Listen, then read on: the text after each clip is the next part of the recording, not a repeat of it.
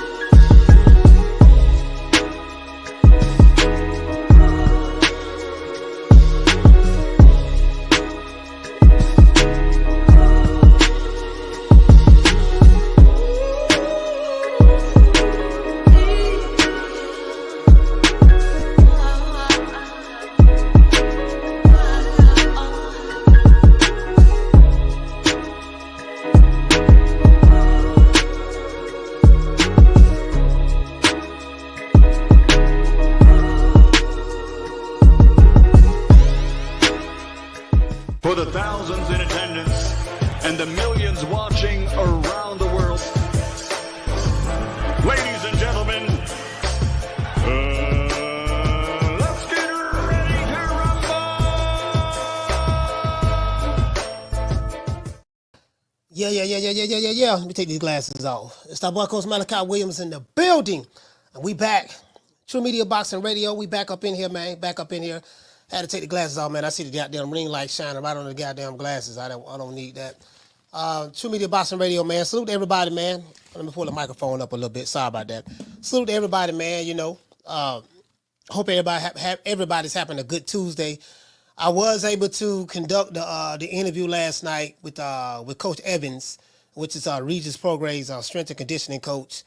For those who don't know who that is, that's the brother that was talking shit to Bill Haney on stage, and Devin Haney called him a bum ass nigga, this and that. It was a very interesting interview, man.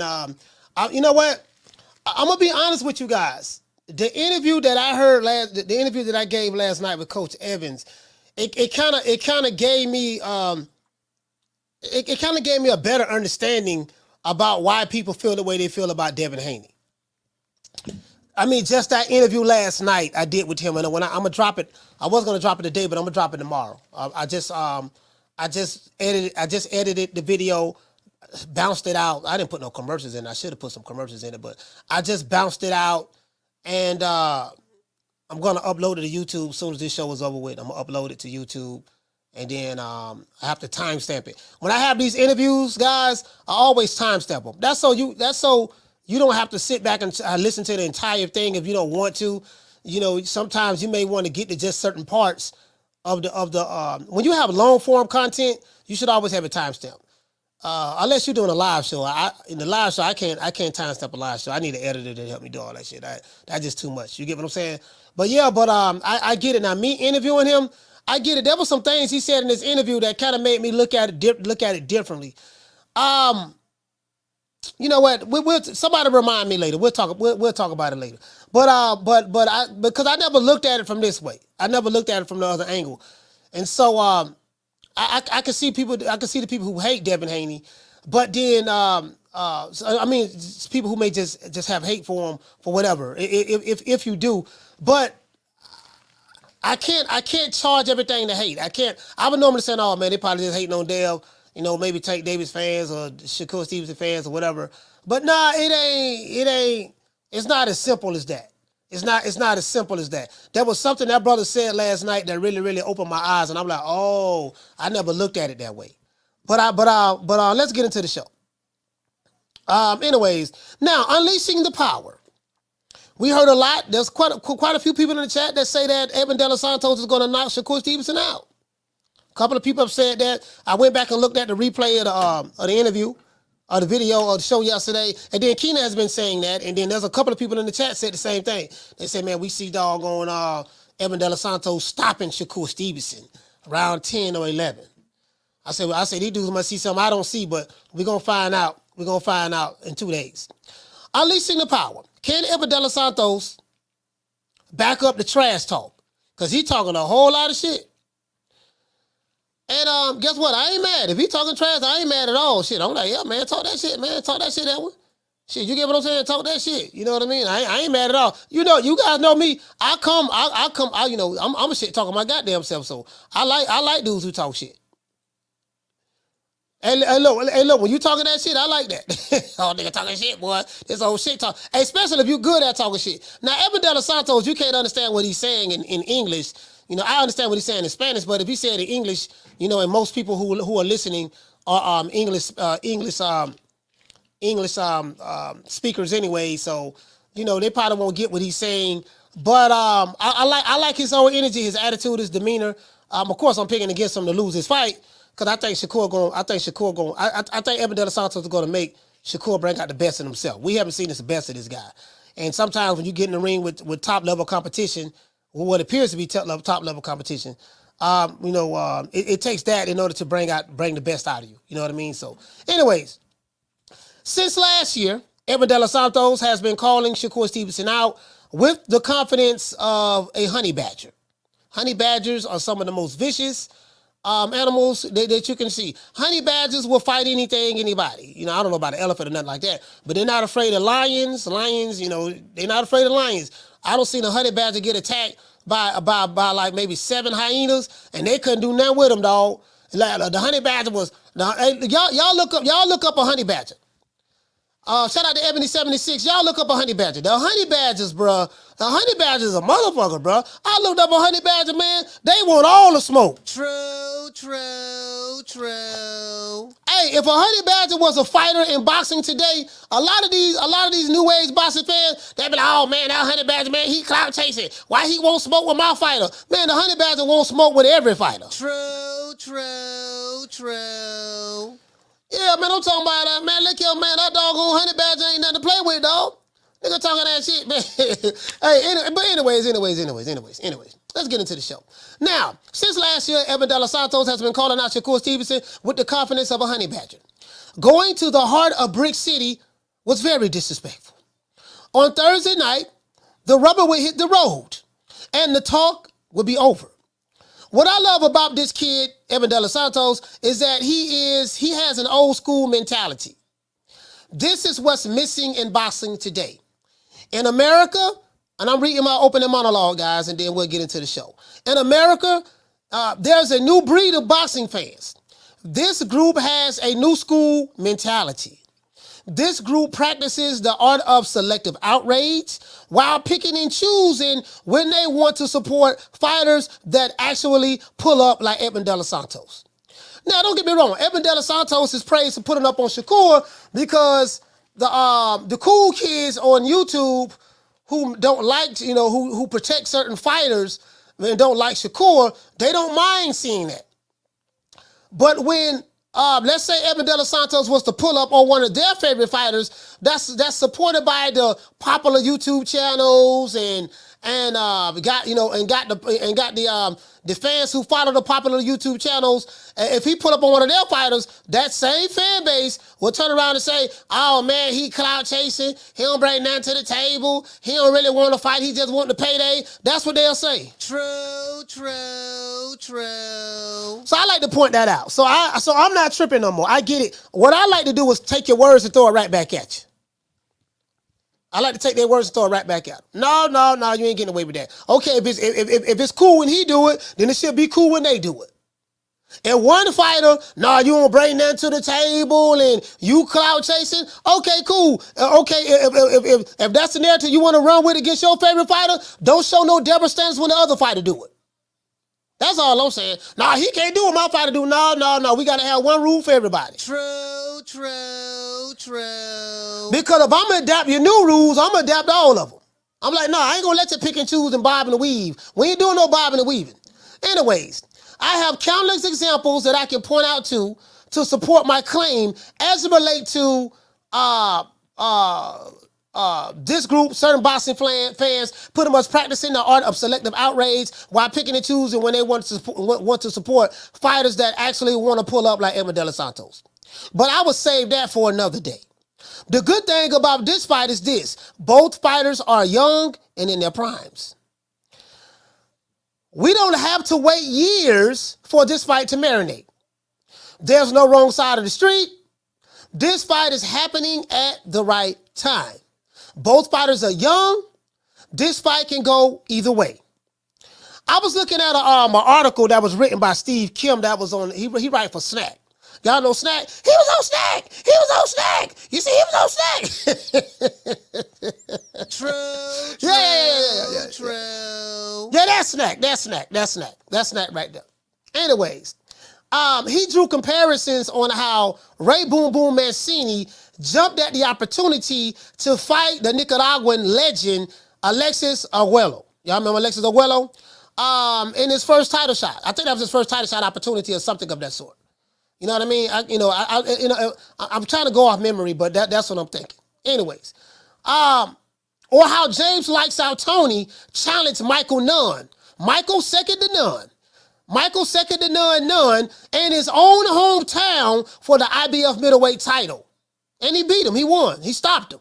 You get what I'm saying? James Lights Out Tony say, nah, baby boy, I'm going to come to your city, your hometown. Your mama could be a judge. Your daddy could be a judge. And your wife can be the other judge. And your uncle could be the referee. Guess what? It ain't going 12. It ain't going 15. I'm stopping you. True. That's how Lights Out did it. Shout out to my sister Lisa Bell. That's how, listen, that's how Lights Out did it. Lights Out did it like that. In today's time, that mentality is called clout chasing. You get what I'm saying? Depending on who the fighter is and who you're doing it to. And in my opinion, guys, this is what's going to bring back boxing in America. The hope lies in the young fighters. They are the ones to whom the great reset is going to have to start in boxing. The older fighters have put in the work to be able to pick and choose who they want to fight next. Why? Because they've earned that right. So the older fighters who fought the guys when they was younger coming up in this era, guess what? You fought, you scratched and clawed your way to get to the top. You was defecated on. No one get now some fighters was already had the spotlight and the praise like a Canelo and the Tank and stuff like that. But then you have some other fighters, they had to get it the hard way. They wasn't a popular fighter. They wasn't a cool kid. They just kept winning. They just kept beating ass. And then when they got in front of when they fought the cool kid, the popular social media fighters, they beat their ass and kept moving up. So you got some of those fighters. It ain't but a couple of them, but some of those fighters, they had to get it the hard way. They couldn't get it the easy way. They didn't get the praise, the popularity. They literally got it from the dirt. Nobody gave them a shot. They was despised and rejected. And some of these fighters that are on top of their game right now, they're still despised and rejected. But hey, man, it is what it is, man. This what time it is. Looking at my dog. Looking at Cookie. I'm about to let Cookie up out of here, dog. Sorry about that, Rice. Anyways, fighters like Canelo, Terrence Crawford, Errol Spence, Anthony Joshua, Deontay Wilder, Tyson Fury, and Vasily Lomachenko, and maybe some more, and others have earned the right to chase big money fights. So I get it. If you got an opportunity to make a big money, make a big money fight, and you at the end of your career, you should chase a big money fight. Bottom line, right? But the younger fighters have yet to earn that right. So they're going to have to fight each other in their primes the same way that Ray Boom Boom Mancini did, the same way that Pernell Whitaker did, the same way that Oscar De La Hoya did, the same way that James Lights Out Tony did, the same way that Sugar Ray Leonard and Robinson did, the same way that Marvelous Marvin Hagler did, Muhammad Ali, and others did in the past. You got to listen. We got to take it back to the old school.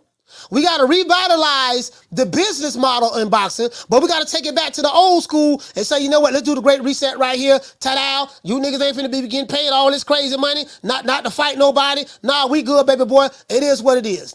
True. Since you niggas wanna say you greater than Ali, since you wanna say you greater than Ray Robinson, since you want to say you greater than Sugar Ray and Hagler and you greater than Ron Lyle and Ernie Shavers and stuff like that, okay, cool. You gonna do what Ron Lyle, Ali, Sugar Ray Robinson, Sugar Ray Leonard, Hagler, James Lights Out Tony, Azuma Nelson, you gonna have to do what they did in order to get that title. True. See, I ain't with the social media shit. We ain't just gonna be because you got a bunch of goddamn casual boxing fans who don't know a check left hook from a fish hook. Shout out to all 1-2. That come from 1-2. Who don't know a check left hook from a fish hook? Just because you got them, that don't mean that you get to claim fame off another nigga name from the old school while shitting on them and defecating on them at the same time, while at the same time not putting in the work that they put in. True. Doesn't work that way. It doesn't work that way. Doesn't work that way. I'ma hold the line, dog. As long as I'm around, I will not let these sapsuckers get away. No, sir. That's what I'm here for. I'm here to put a fork in the road. Anyways, but these young fighters have yet to earn that right.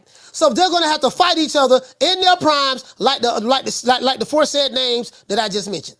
Showtime leaving boxing is the best thing that can happen in boxing today. It will allow the old boxing business model to die out and reset itself. We have to get back to the great matchmaking. I'm an advocate of this. That's all you're going to hear me talking about on this channel from this point forward. I'm going to talk about great matchmaking, how great matchmaking can bring back the sport of boxing in America. Because boxing is not dying nowhere else. Boxing is thriving all over the world. And America is shaking like booty meat. True. And America is shaking like booty meat. Right? That's what it is, right? So the networks, as a matter of fact, the least amount of money that's in boxing and the least amount of networks that's in boxing I don't want no networks giving, don't give no promotional company no annual budget. Nah, dog, you don't need no annual budget. What we gonna do, we gonna work on a fight by fight basis. Okay, let me look at that one now. Oh, you wanna put He-Man against Pork Chop Willie? Nah, I ain't getting no money for that. Anyway, what that nigga say he want 20 million? Nah, we ain't getting no money for that. Don't worry about that. I tell okay. Now this a good one right here. Okay, this one right here. Oh, this is Lion-O versus Mumra. Yeah, we'll give you some change for that one there. True. Yeah, we'll do that. We'll do that. We'll do that. We'll do that. Skeletor versus Snarf. No, we ain't doing that. But listen, Lion-O versus Mumra. Yeah, I give you money for that.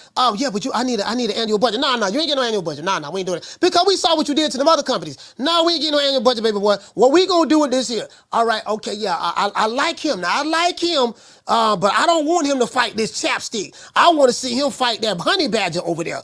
What you want, 5 million? Okay, I give you 5 million, but what I need you to do, I need to see Lion-O fight now honey badger. You know, he said he don't want to fight the honey badger, so he want 5 million to fight this chapstick?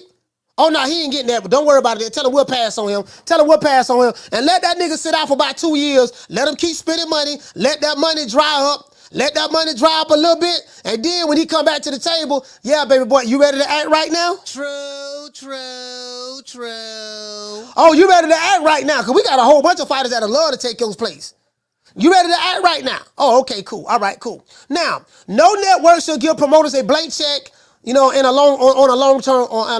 blank check on long-term deals.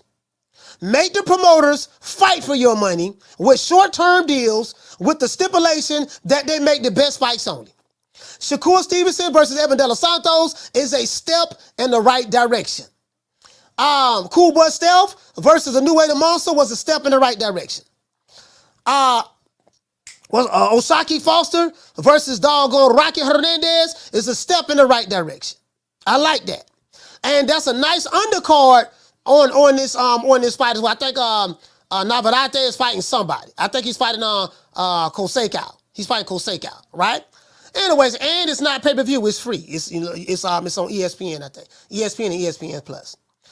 Shakur Stevenson versus Edwin De Los Santos is a step in the right direction, guys. Let's see who's going to be the top dog after this fight. Hate, like, share, subscribe. Let's give everybody a round of applause.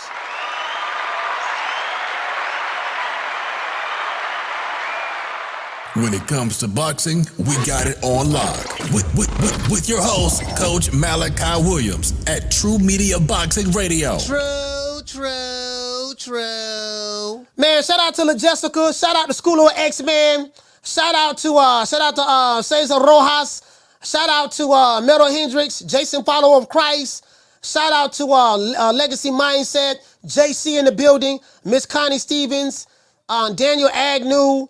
Who else we have, man? Who else we have? T Seals ATL, salute to you. Shout out to Jason Phillips. Knockdown 305. Gertz in the building as well. Eric Grimy in the building. Shout out to Sid Smith, True Culture. Jason Follower of Christ. Off the Ropes Boston, salute to you, fam. Who this guy's name? Willie Williams? Mailman Max, salute to you, fam. Willie Williams in the building. It is what it is. Let's get into the show. LaJessica, let's get into the show.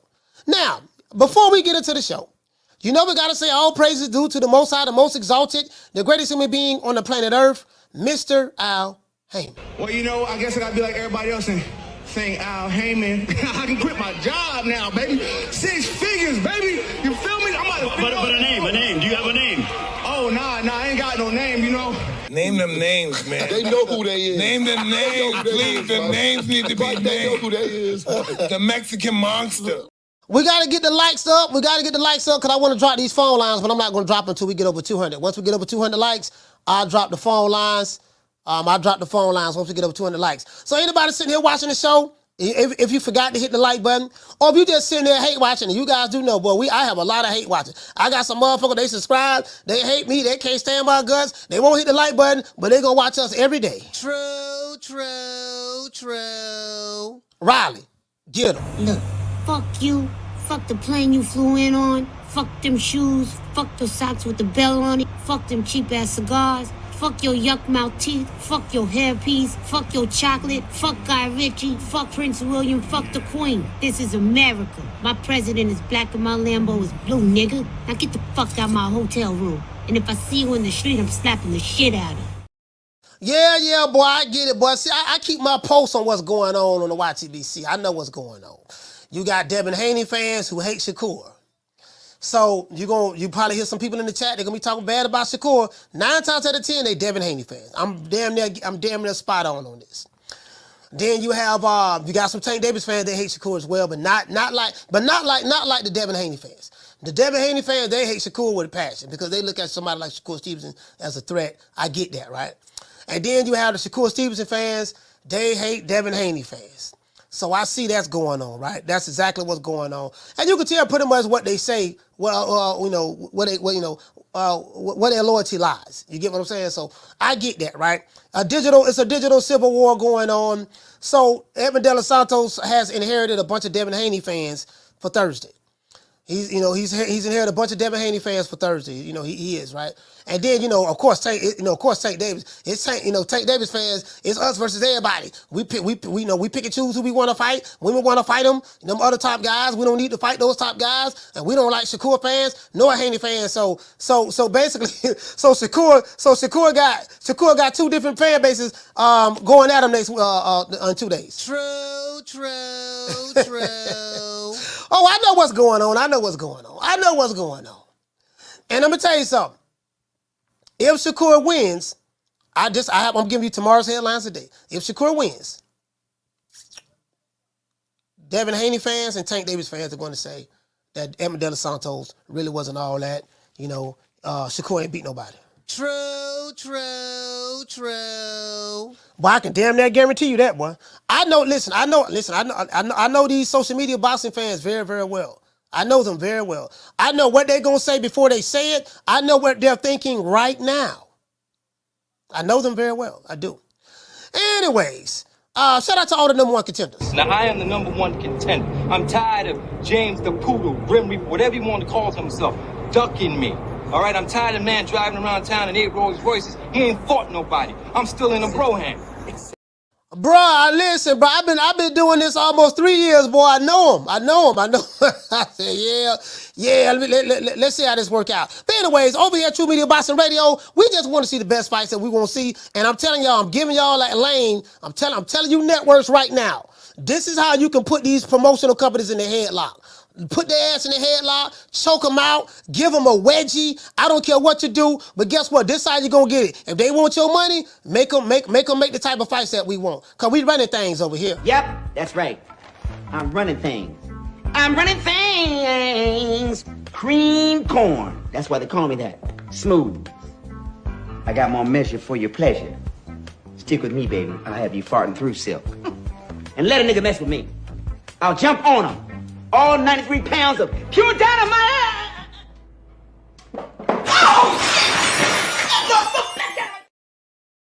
Anyways, yeah, man, you know, as I said before, we running things. We running things.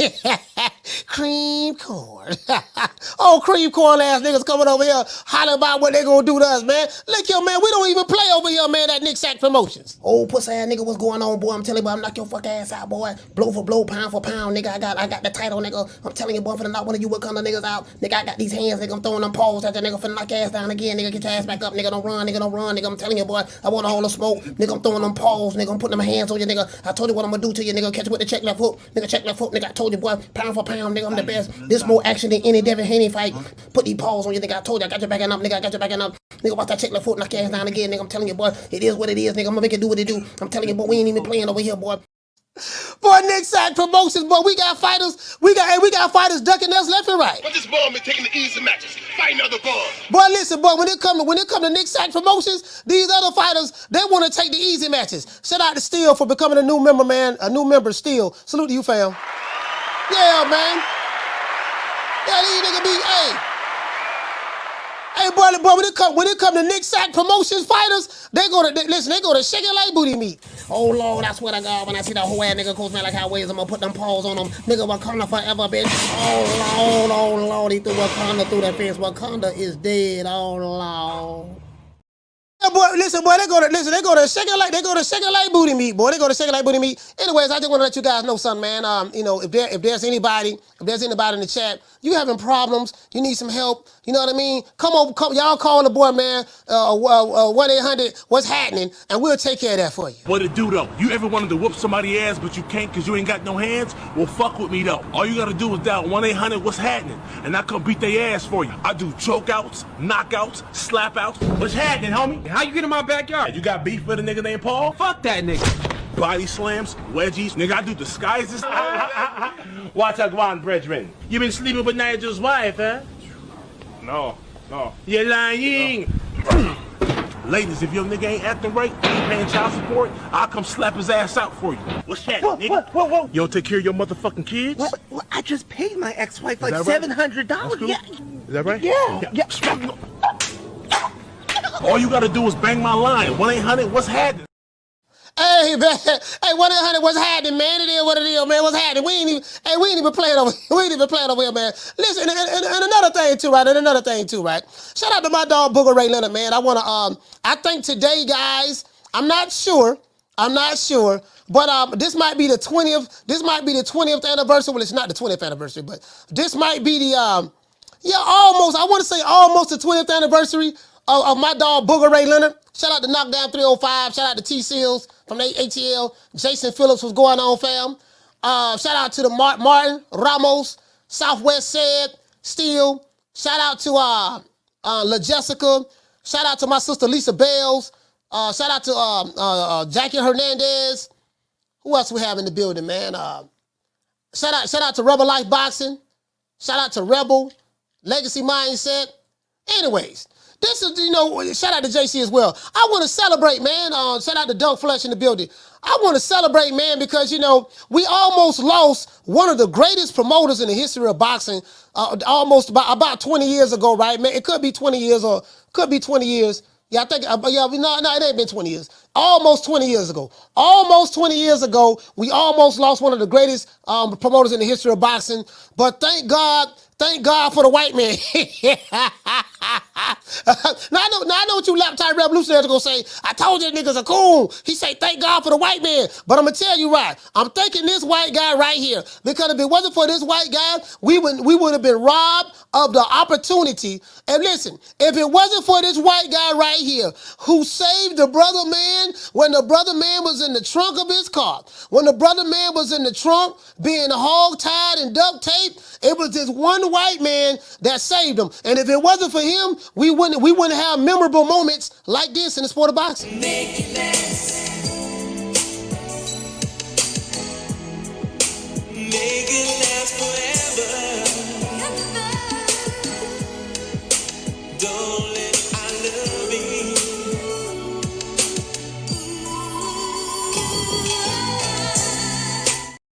Do y'all see that pleasurable look on his face? Did you see how happy he was when he bit down on his bottom lip? Did you see the way those nostrils flared up with pure joy and ecstasy? Did you see the way he lowered the gaze of his eyes while massaging the nipples? But guess what? We got one white man to thank for allowing that to happen. We were at dinner one night, and I got a call that there was a disturbance in my gym. And Floyd apparently had asked us not to do a fight in October, but to do it in December after James Prince's contract with him had run out. So the disturbance in my gym was that some people came over with or without the knowledge of James Prince and proceeded to break a couple of heads of people in Mayweather's camp with baseball bats. And so the gym was splattered with blood. And Floyd came to my office the next day and he said, Prince wants his money from the fight that's coming up. So I said to Floyd, fine, if that's what you want, I'll write him a letter of credit. And Floyd said to me, Prince don't do no letters of credit. You better send the cash. So I wrote a check and I made a contract with Prince's lawyer, and he got paid the money that he said he was entitled to as Floyd's manager. Hey man, so you know what? Let's get a bar for a round of applause for saving my dog, Booger Ray Leonard.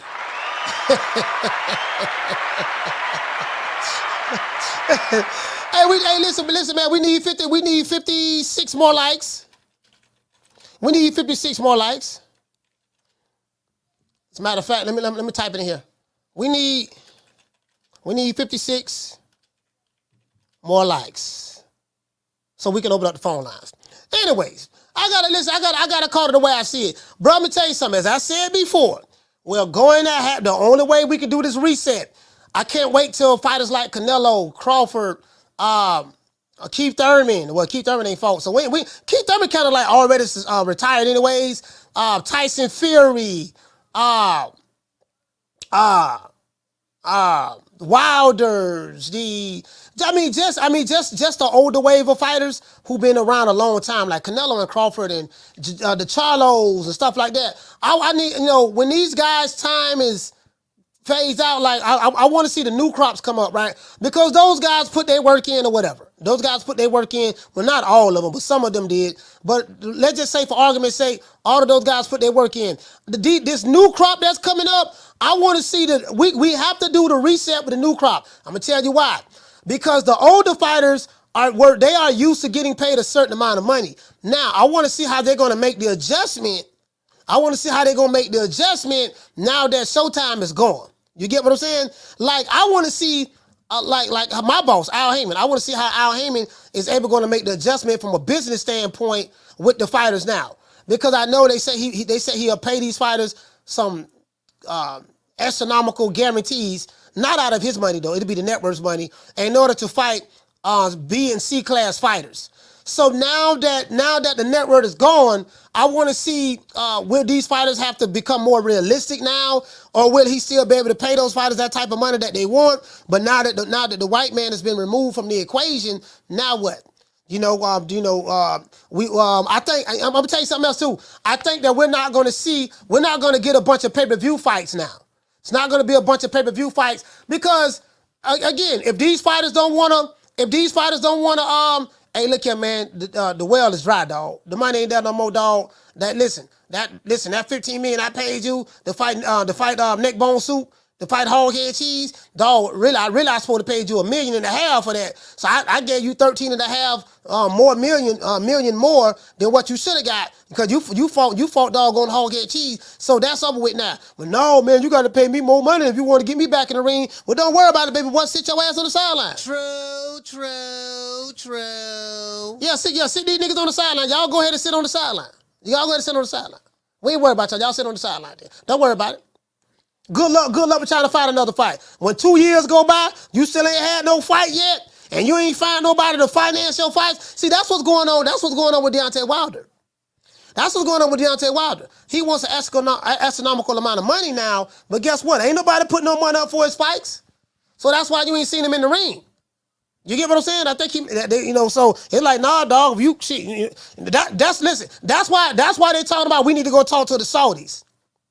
They want to go talk to the Saudis now. They want to go over there. These niggas want to be Muslims now. Yeah. Alhamdulillah, alhamdulillah. How you doing, Prince? Alhamdulillah. Bismillah ar-Rahman ar-Rahim. I got my prayer rug, Prince. Hey, Prince, look here, man. I'm trying to get $20 million, dog. I heard y'all got some of that good Saudi money over here. I'm trying to get $100 million, dog. $100 million for 2 fights. To fight neck bone soup and poach chop Willie. What say you, Prince? You Americans, you think we're so dumb and so stupid. No. You will not get $100 million. I know that your other American company has paid you astronomical amounts of money in the past. That shit is over with. If you want that kind of money from us, you're going to have to fight this guy. That's what it's going to be. That's over with. So now, listen, they want to go to the Saudis. True. Hey, they want to go to the Saudis and alhamdulillah and all that stuff there. No, man, no. The Saudis like, nah, dog, we was born that daytime. We wasn't born yesterday. Y'all gonna have to fight, bro. Y'all gonna have to fight. You know what I mean? It is what it is. It is what it is. We gotta get the lights up before I drop these phone lines. Yeah, it is what it is, man. Like, I ain't sparing nobody. Don't nobody get no pass with me. Nobody. It is what it is, fam. It is what it is. Lisa Bell say Wilder has a press conference tomorrow. He's fighting Joseph Parker. We'll see. We'll see. But that's why he's been out so long. And then listen. When you got an old dog trying to when you have an old dog trying to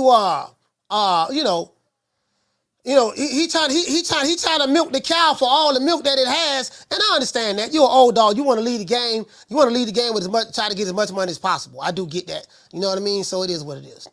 But I'm gonna say all that to say this.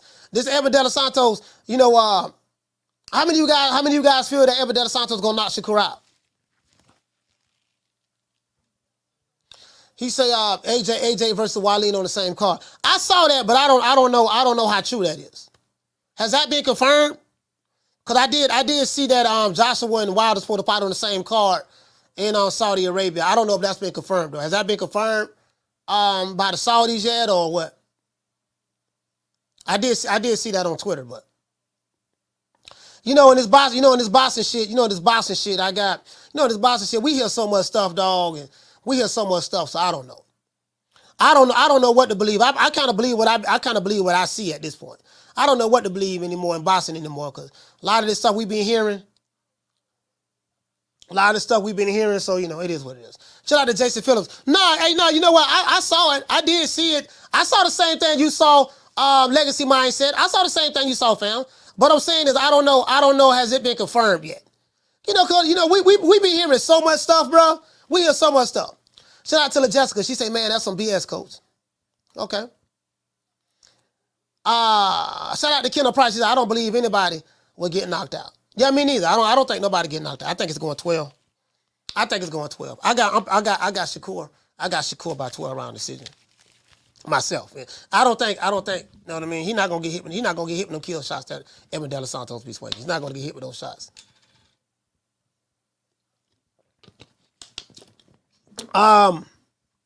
Thursday night, it's a football game on too. I think it's a football game on as well. So they're gonna be kind of competing with that, but it is what it is. I mean, the boxing heads, we gonna be watching. Like a nigga like me, I don't watch football, so I'm gonna be watching that fight. Of course, we're going live. I'll probably set it up today. No, you know what? No, I have to edit that video. I got an interview dropping tomorrow, guys. It's gonna be dropping about 10 o'clock East Coast time. I want to give it, about 11 o'clock East Coast time, because I want to give people time in the West Coast to be able to watch it, and then give people time in the UK to see it maybe later on down the line. So I'll probably drop it 11 o'clock East Coast time so that, it'll give people time to, something to look at. But Buddy is funny, man. He's funny. He's funny, bro. Doggone, Coach Evan, boy. Coach Evan, listen. He seemed like he a real cat now. He a big dude too. He seemed like he a real cat. He's from New Jersey. He's from New Jersey. But anyways, some people saying that, yeah, man, because I know Keenan said, yeah, man, Shakur gonna get knocked out. I'm like, yeah, I don't see that at all, bro. I don't see that at all. I don't see that at all. Shout out to Marlon. Marlon, what's going on, fam? He said, but what if he does, coach? Guess what? We're going to find out Thursday. You say, but what if he does? What if he doesn't? Guess what? We won't know. We're going to find out Thursday. What if Edwin De Los Santos get knocked out? Legacy Mindset says Shakur got an above average chin. Yeah, you know what? I don't think, again, I haven't seen neither one of these guys really get hit with no hell of a shots. But actually, to be honest with you, I've seen more Shakur fights than I have Edwin De Los Santos fights, to be fair. But yeah, I don't see, you get what I'm saying? I don't see neither one of these guys got hit with any hell of a shot. So, one thing I do like about the fight game is this. Like the brother said, what if this and what if that? See, Thursday is the fight to end all disputes. And that's what I love about boxing. Whatever dispute, see, we had a dispute going on between Crawford fans and Spence fans for 5 years. And there are a lot more Spence fans online, with YouTube channels who hate Crawford more so than Crawford fans, right? So they've been able to try to control the narrative for 5 years. So what I loved about that fight, you guys remember when we went live for the fight before that, I say this fight between Crawford and Spence, this is the dispute to end all disputes. That's what we love. That's what I love about boxing. Little did I know that after the fish fry, niggas were still gonna be disputing, and that's because they all in. They all in. Boy, I'm telling you, boy, Lord have mercy, boy. So, anyways, and I tell you guys time and time again this here. If you're new to this sport and you don't know who to pick, whatever the case, let's say you don't know nothing about boxing, I'm gonna tell you a surefire way to 99% get your, probably about 98%, they pick the right person. Find out who the Wakanda niggas is going for. Find out who the laptop revolutionaries is going for. Find out who they hate the most and find out who they going for and pick the total opposite. True. Pick the total opposite. Cause I can damn near guarantee you, anything them niggas go for, lose.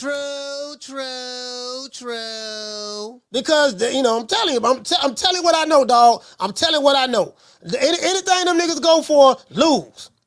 Damn near. I'm saying when there's an elite fighter that the Nick Sacks. When there's an elite fighter that the Nick Sacks don't like, that they hate. And they always, and you see them going all in on this guy because they hate that guy, always pick the guy that they hate. True. You can never lose that way. I can promise you, bro. You can never lose that way. I have several examples that I can show.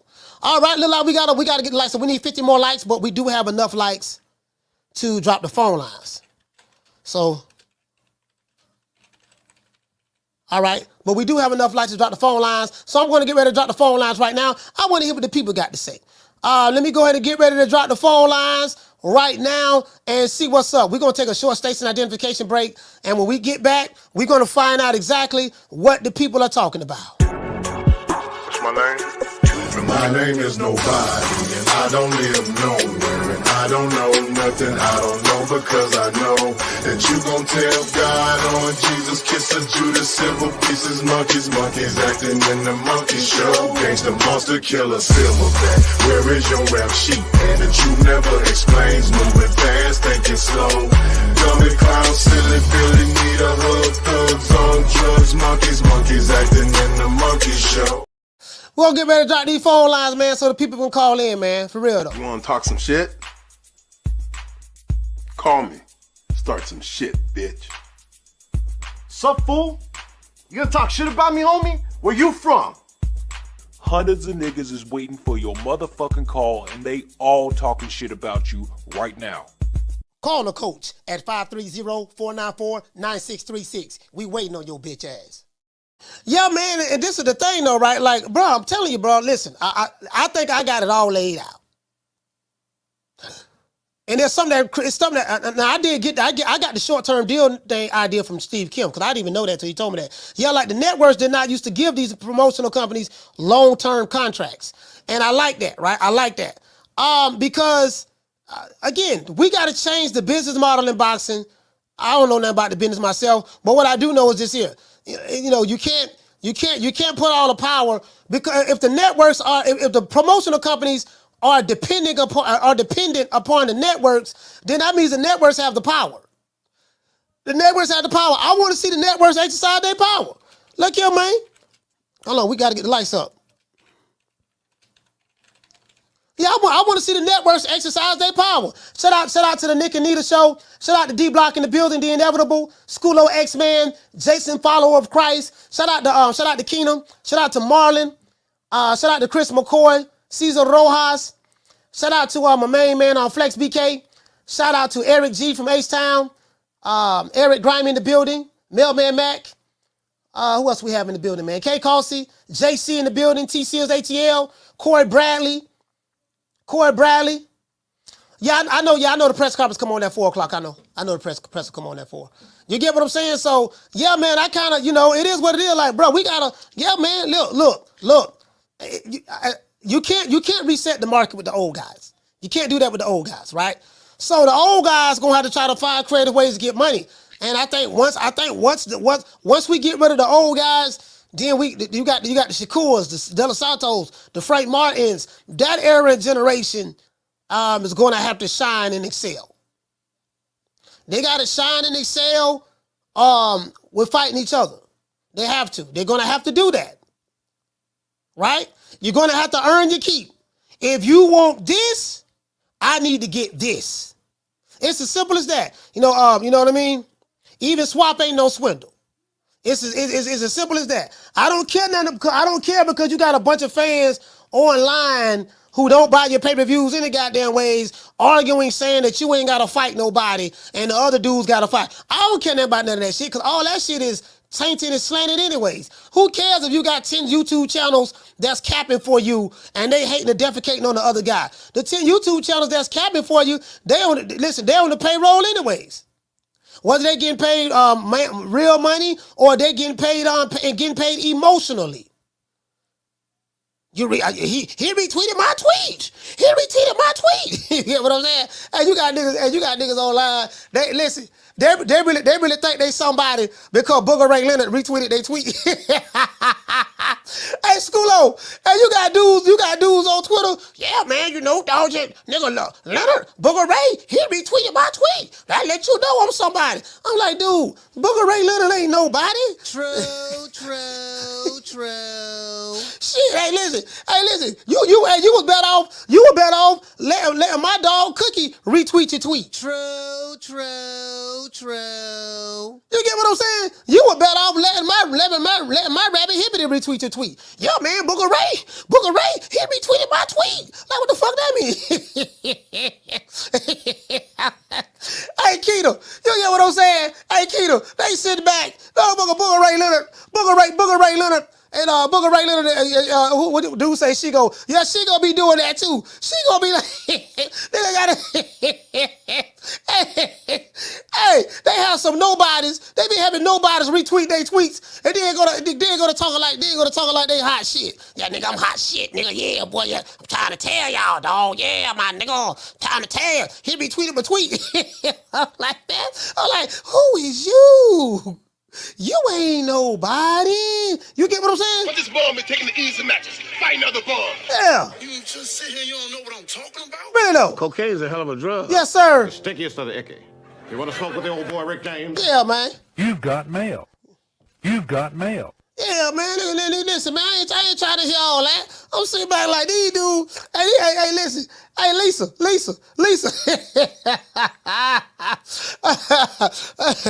nigga ain't no goddamn body shit. I gotta tell you, man. They be sitting here trying to, oh man, they gonna cut it. Cause they got a sap sucker. They got a sap sucker. Don't retweet they tweet and all that stuff. I'm like, these dudes ain't nobody, man. And shit, if you know what, listen, like they the old guard. They over with. And this is why they gotta come here. See, they gotta listen. All of them have to come here to YouTube. Because there's nobody who covers the sport of boxing more than the YouTube channels, the YTC. You know what I mean? The YTC. Nobody covers it more than us. So now it's like, okay, what we got to do, we got to go on over there now. So we got our own channels, but people know who y'all are. Okay, that's a Showtime channel right there. We already know what that is. So now people like myself and other channels, even the fanboy channels and the Bakana nigga channels, you know, and the Aerosexual channels, all of them play a part. And this is why you see these guys who's supposed to be so high up on the totem pole, they got to come here. They have to come here. You know, if they come on this show or not, that's cool. If they don't, that's cool too. Doesn't matter. I do know that I'm moving the algorithms. I know I'm deep in YouTube's boxing's DNA. I know that. You get what I'm saying? I know that for a fact. So, you know, it is what it is. So, and I have the analytics to prove it. And I understand my analytics very, very well. Right? So it is what it is. So that's what it's gonna be. And as it keep going on, that's what it's gonna be. As a matter of fact, let's do a poll. Cause we got some dudes who feel that tomorrow's prediction day. Will Edwin De Los Santos KO Shakur.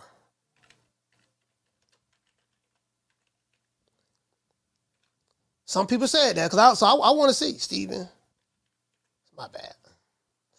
Yes, he'll knock him out. Shakur. Now I'm not asking who you think. I'm not asking about the win and all that stuff. That we're gonna do that tomorrow. Tomorrow, you know, we always do prediction day the day before the fight. So tomorrow is prediction day. But for the people who think Shakur gonna get knocked out, I wanna see what you say.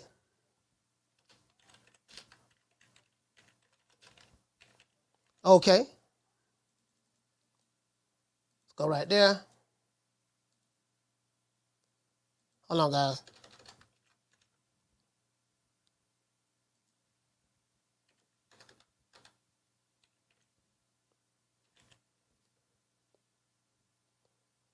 Okay, that's it. It just, you know, for anybody who thinks Shakur gonna get knocked out, put it down. I'm not asking who you think is gonna win the fight. We'll find out tomorrow. We'll do that tomorrow. Tomorrow we'll do who you think is going to win the fight tomorrow. Tomorrow is prediction day. So we'll do the prediction day tomorrow. We'll do the prediction day tomorrow. You get what I'm saying? Tomorrow we're going to ask who you think going to win, and then we're going to put the draw down there too. We're going to put the draw down there as well. You get what I'm saying? So we're going to have an option for a draw. We're going to have an option for a draw. Of course, KO decision for both fighters. You get what I'm saying? So shout out to Chris McCoy. Salute to you, fam. Shout out to Marlon. He say no. He say no KO, but he would drop him, and then Shakur takes it to another level and went on the cards. Shit, I don't even think Shakur gonna get dropped. I don't even think Shakur gonna get dropped. I don't even think that. You know what I mean? I don't think he's gonna get dropped. You know. And the thing is, I don't think that at all. I don't think he's gonna get dropped at all. I think he's gonna win. I think he's gonna win on decision. Especially once you get to the second half of that fight. The second half of the fight, I'm anxious to see like who gonna set the table. There's gonna be some risk that's gonna be taken. You get what I'm saying? It's gonna be some risk. You get what I'm saying? So, Edwin De Los Santos is an aggressive fighter. He's an aggressive fighter, and I think certain fighters.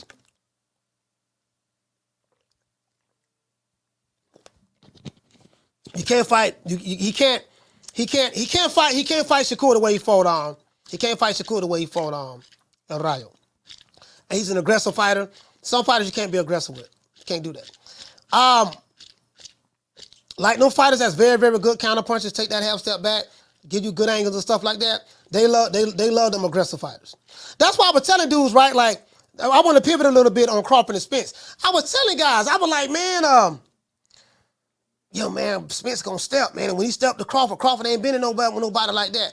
The way Spence, he gonna come forward and put that pressure on Crawford. And I'm like, dude, like, if you know anything about Terrence Crawford, that's literally the worst thing you can do is to fight him to pressure him, to press him. Jeff Horn tried that. That shit didn't work. Victor Postal tried that. That didn't work. Prescott tried it. That didn't work. Just like if you look at a lot of these guys, the bigger fighters, because Crawford always been a small dude, those bigger fighters who tried that, Hank Lundy, like literally, they got killed walking in the beehives. Oh man, well Spence ain't no London. Spence ain't no Jeff Horn, and he better than all those guys. I'm like, dude, I think y'all missing the point. Like that particular fighter, you cannot fight aggressively. You can't be trying to come in there like you came in on them other dudes. That shit ain't gonna work with him. Like literally, that's playing to his strengths. That's what he wants you to do. Cause he gonna be countering your ass all night long. He gonna be walking you in the shots. Hey, shout out to my sister Bless 365. Shout out to my main man Rick Timms. Bless, what's going on, sis? Shout out to Rick Timms. Shout out to Brady. Shout out to Brady. Brady 12 says sparring and getting in the ring is two different things, especially without headgear. Hey, you know what, Brady? I'm glad you brought that up. That's another thing too. Hey, Rick, they be talking about, yeah, man, yeah. Well, we heard, like, this is the era of the sparring wars. Like the sparring wars came out in the modern day era. I think the sparring wars came out when Floyd Mayweather, when the rumor came out that Errol Spence gave Floyd Mayweather a black eye in sparring. Now we ain't seen no footage of it or none of that, right? But Floyd ain't never say that. Floyd said he gave him some good work, and I don't know where this rumor came from, right? Because we just heard rumors. Yeah, man, I'm trying to tell you, man. He gave a black eye. So he was an eye collector, right? So I think that started the sparring wars. But then we heard it with Tank Davis and Devin Haney. With Tank and Devin Haney, they were like, yeah, man, when Bill was running around, I think Blue Blood was making videos about the sparring session. Probably got a couple of good AdSense revenue on it.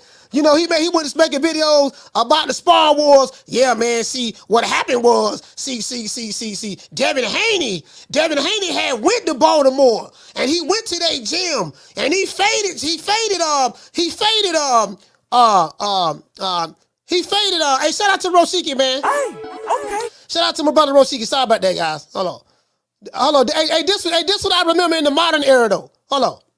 Let me get the super chats out the way. Let me get the cash outs out the way. Sorry about that. Shout out, y'all. Hold on, guys. Hey, shout out to Roshiki. Hey, okay. For dropping that quarter of a bam hundo on your boy. Hey, Leroy. Super chat received. Playtime's over, boy. Roshiki said Edwin would get frustrated and make crucial mistakes. You know what, Roshiki? That's kind of like how I'm seeing it. I'm kind of seeing that as well. I think he's going to try to impose his will because he's been very, very cocky thus far. And I think he's hearing Shakur ain't got no punching power. I'm going to come in there and get him out of there. And I think he gonna see it's not going to be like that. But anyways, but in the modern era, Roshiki, doggone Bill Haney.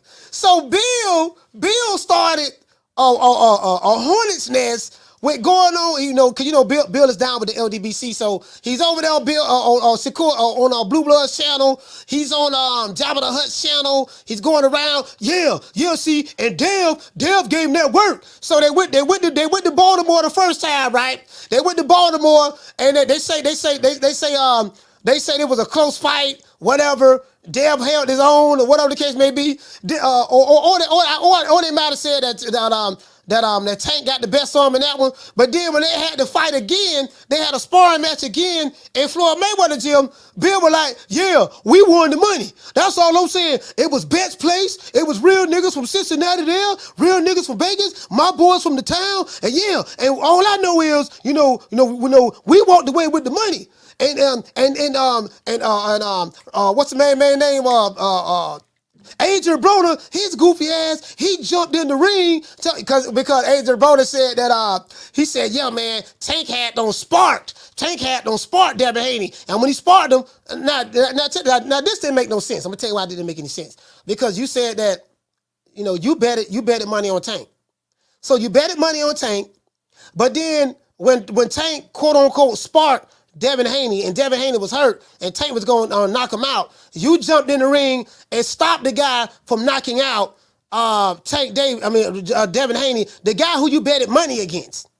and then you let him clear his head, and then he went back, to boxing, and then he ended up getting the best of Tank, made Tank quit or whatever, and Bill Haney walked away with the money. That didn't make no sense what Agent Broner said. True.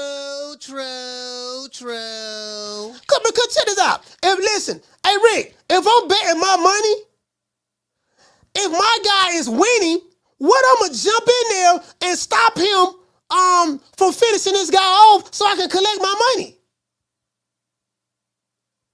And you get what L. Harvey, you get what I'm saying, fam? That didn't even make no sense.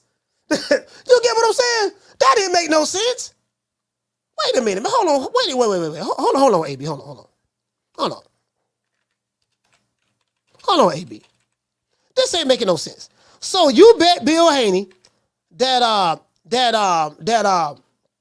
you bet, hey, shout out to y'all, but he said he lying, Coach. You bet Bill Haney and the boys, everybody had money bet on Tank, and the other half had money bet on Devin Haney. So you try to tell me right when you was in the jaws of victory, and you finna with all your money, you jump in it and stop the guy who you betted on from beating up the guy who you betted against? True.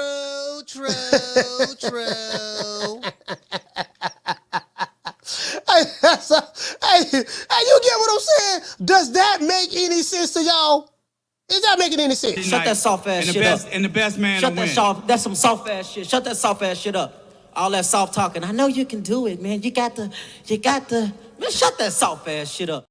So this started the modern day sparring wars, right? So now we hear all these other things. Yeah, man, what's her name? What's her name got beat in sparring? What's her name got beat in sparring? Like, we be hearing all these stories. I listen, this guy got beat in sparring. You know, Poke Chop Willie got beat in sparring. Shawty Big Nuts got dropped in sparring. Hog Head Cheese got caught with an overhand right in sparring. We hearing all these sparring stories. Then they go to talking about, shout out to Food Revolution. Mailman Matt, what's going on, fam? Shout out to Reborn 325. Then they go to talking about, yeah, man, you know what's your name beat him in the Olympics now.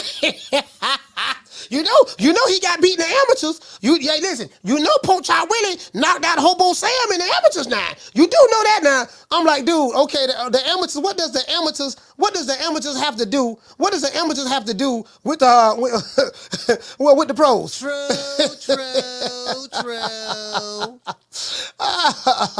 Hey, Marlon said, what do you think happened between with Coach and Dale sparring? I don't know. I don't know. You know, because I don't know what happened, and I really don't. You know, I don't know. I don't have enough information to think anything. All I know is I don't believe nothing I be hearing on social media, because Bill Haney said one thing, and it's one thing that Bill Haney said that has not been refuted. Bill Haney said he won the bet and he walked away with the money. Nobody has refuted that. Nobody from Tank's side has said Bill Haney is lying. He did not win that bet and walked away with the money. So that tell me that guess what? That tell me that Bill Haney was telling the truth. That's what that tell me. Because I haven't heard anybody from Tank's side, Mayweather, Booger Ray Leonard, Tank Davis,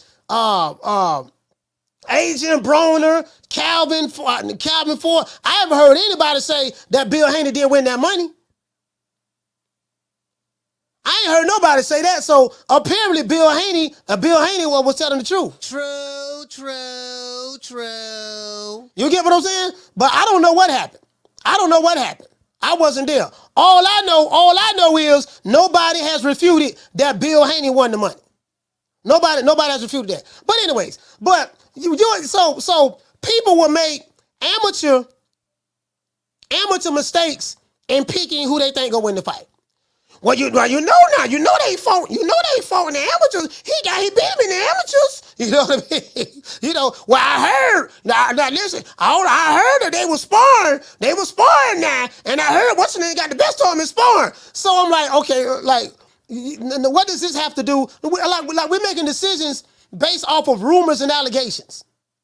They making decisions based off rumors and allegations. And so, shout out to Arthur Harris, shout out to L. Harvey in the building, shout out to Miss Connie Stevens. They're making decisions based on rumors and allegations, right?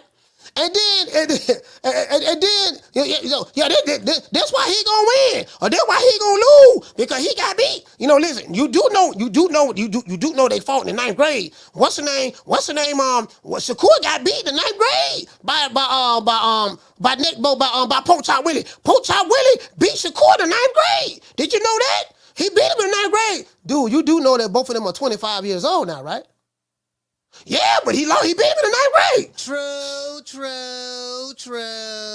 Bro, the shit, it's hilarious to me. It's so funny to me, right? You get what I'm saying? So it is what it is. You get what I'm saying? So I'm like, man. Hey,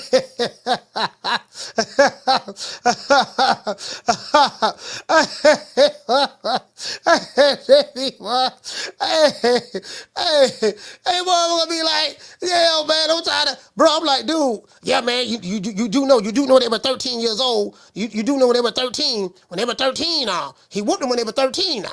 Yeah, he whooped them at the park. They had a fight. They was fighting over the swing, right? Shakur wanted to get on the swing, and Devin Haney wanted to get on the same swing. And so what happened was they were pushing each other, rolled around in the dirt. And then I think Devin Haney threw dirt in Shakur's eyes, and then Shakur had kicked Devin Haney in the leg. And then when they both ran to the swing, and then Shakur got there first, and Devin Haney dived at it, and Shakur moved the swing to the side, and Devin Haney dived to the ground. And so Shakur was able to get on the swing. Yeah, so that happened when they were 13. True. Bro, if you look at some of the, hey, OP gave me salute. Hey, Drummer for Life, what's going on? If you look at just some of the arguments these dudes be having, I'm like, dang, these dudes really arguing about this shit. Hey, shout out to $2. Shout out to JSV dropping that $2 super chat. He said Shakur not untouchable. He got 6 losses as an amateur.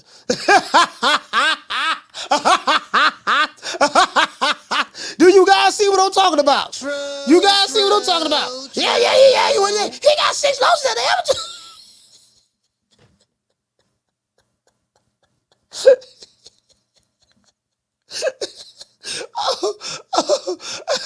Hey, bro. Hey, he just came right. He just came right on in. He just came right on in and piggyback off everything I said.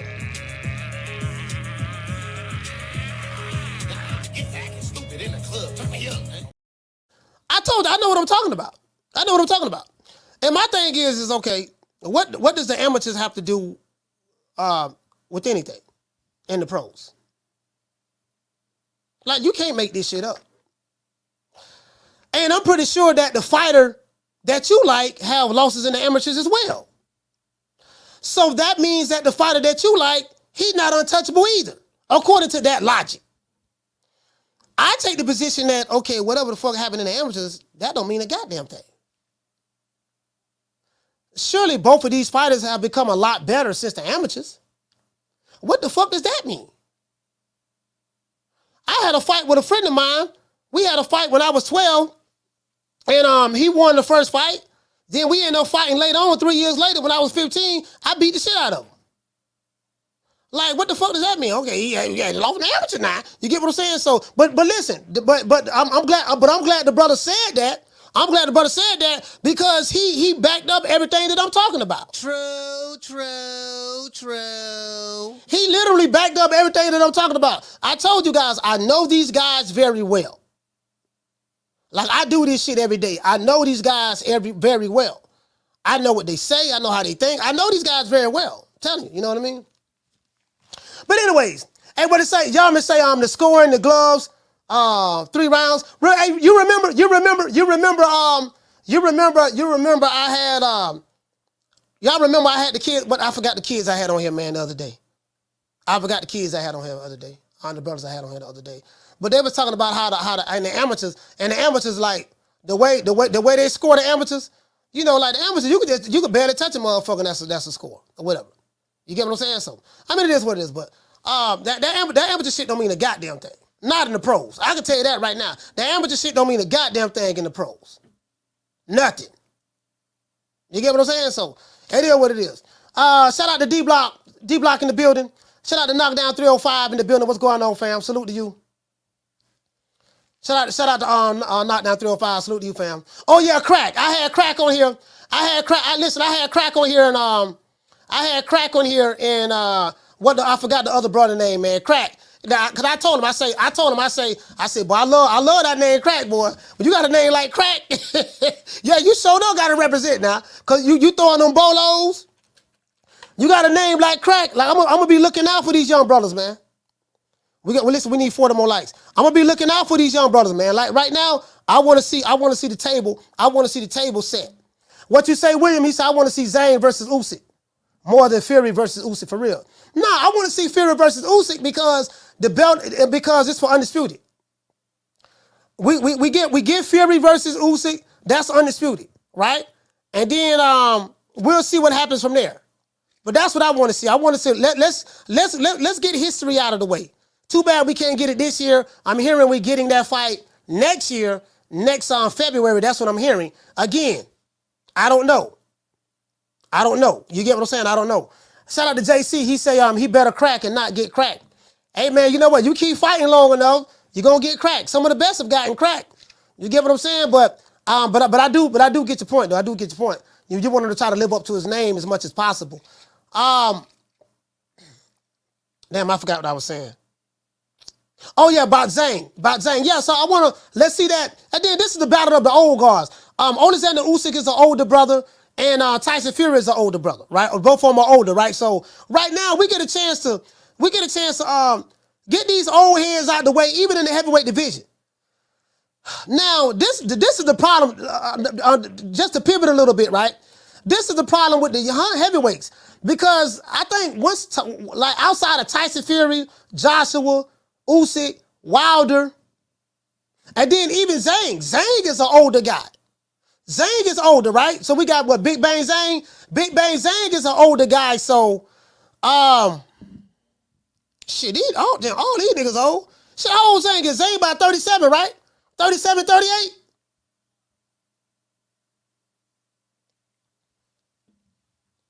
You know what I mean? All Zayn is. Zayn 39? Yeah. See, all these, you know what I'm saying? So, but those guys are the big names in the sport, in the heavyweight division. So, once Zayn and them get out of the way, but the heavyweight division ain't looking good, because we ain't got nothing over here in America. We ain't got nothing over here in America, bro. We have Zayn, we have Fury, Usyk, Joshua, Wilder. Shit. But that's about it. I ain't counting Andy Ruiz. Andy Ruiz ain't fought since 1979. Like, check this out. Andy Ruiz, he ain't fought since he fought Chris Arreola. He hasn't been back in the ring because he wants astronomical amounts of money, and nobody's going to pay him that. So, that's why you ain't seen Andy Ruiz back in the ring, right? Because he would have been back in the ring, but he in his mind, he's worth more than what he really is. Now, I'm not knocking the brother. If Andy Ruiz can get $10, $20 million from somebody to see him fight, fine. But there's a reason why. Let's see, he fought Chris Arreola. Who else he fought? Oh, he fought quote unquote the boogeyman of the division. True. Hey, y'all know who the boogeyman of the heavyweight division, the play boogeyman, King Kong Ortiz. Now you know that was a marketing ploy. Now, because again, the PBC controlled a lot of the different YouTube channels, the pro PBC YouTube channels. And so you had channels like Nestor Gibbs at that time, Ness, you had channels like all of the Alphabet Boys, all of them, just the pro PBC channels. Then you had the boxing scenes and stuff like that. All of them was pushing that. Yeah, King Kong Ortiz is the boogeyman of the division. Don't nobody want to fight him. Boy, they be killing me with that, boy. As soon as they say that somebody is the boogeyman of the division, I go to look at them side eye. True. I'm like, boy, he didn't go with this shit. Right? Yeah, man, he the boogeyman.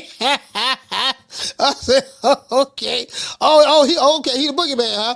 All right. Yeah, he beat the boogeyman. So this is what they do, right? I'm telling y'all, it's the oldest trick in the book, right? When you have fighter A, who's supposed to be the A-side fighter, but he ain't really fought no top-level competition up to that point. What they do is they'll take a fighter before that, same side of the street, And then they're gonna make him. They'll get in contact with their minions on social media and different reporters, and they're gonna say, "I need you to put out reports about how this dude is the boogeyman and how ain't nobody scared of him." And go to talk about he got the Cuban style, and he's a problem, and he's southpaw, and he's a problem for a lot of these guys. And go to name dropping, say names, say other top name heavyweights, Joshua and Fury and all those other guys. They scared of him. They scared of. So that's what they do, right? So they'll keep. So you'll know with all these.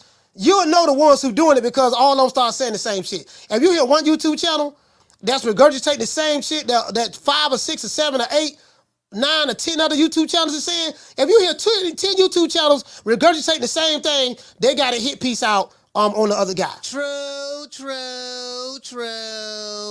They got a hit piece out on the other guy.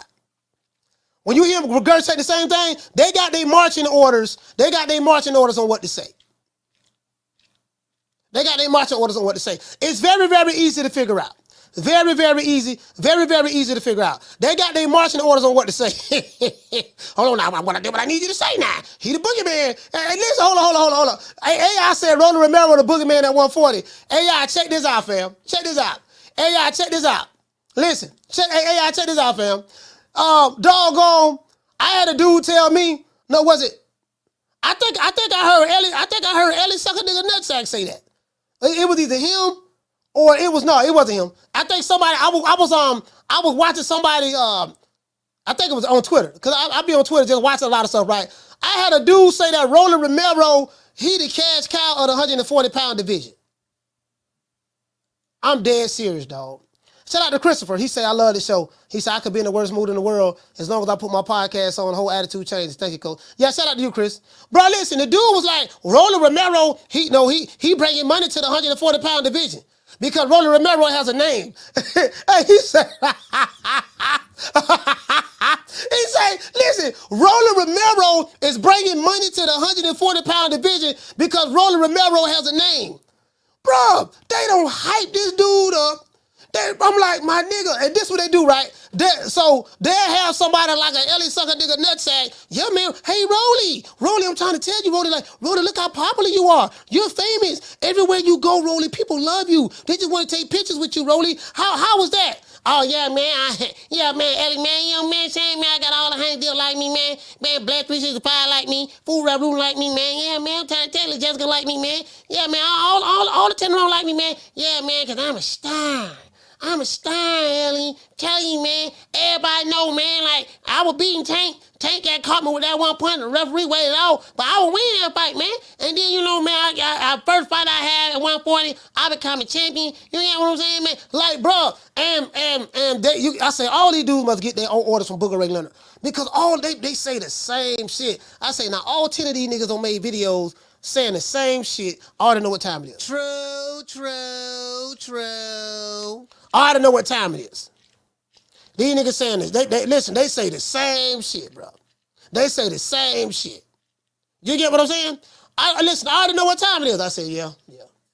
Yeah, all I'm saying the same stuff. If you got 10 YouTube channels talking about how much they hate a certain fighter from Omaha, Nebraska, that tells you that's a hit piece, probably from that promotional company, that don't like them. True.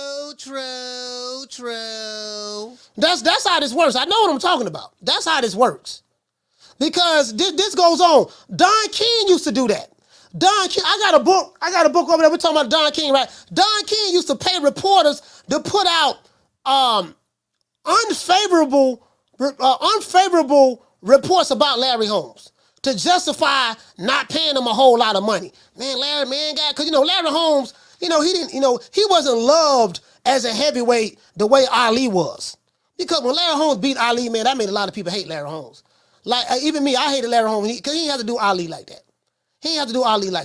You get what I'm saying? So it is what it is, right? So they did that, man, and Larry Holmes. So like he'll be like, let's say Larry might want $10 million for a fight. Man, Larry, man, we having trouble, man, selling tickets, man. The people ain't buying, baby. The people ain't buying your tickets, Larry. Like, I want to pay the $10 million, Larry, but man, listen, man, the people ain't buying the tickets no more, man. People don't like it, Larry. You know, I mean, I'm trying, baby. I'm trying to make you famous. I'm trying to sell you and all that stuff there, baby. But listen, man, Larry, the people ain't like it. So Larry Holmes will be promised one purse. He'll be promised one purse to fight, right? Then he'll mess around. Larry Holmes will mess around and get. You supposed to get $2 million. You supposed to get $3 million or $5 million for this fight. Huh, Larry? He go 1.5. True. Hey, Larry, he go 1.5. I give you the other 8.5 on the back end.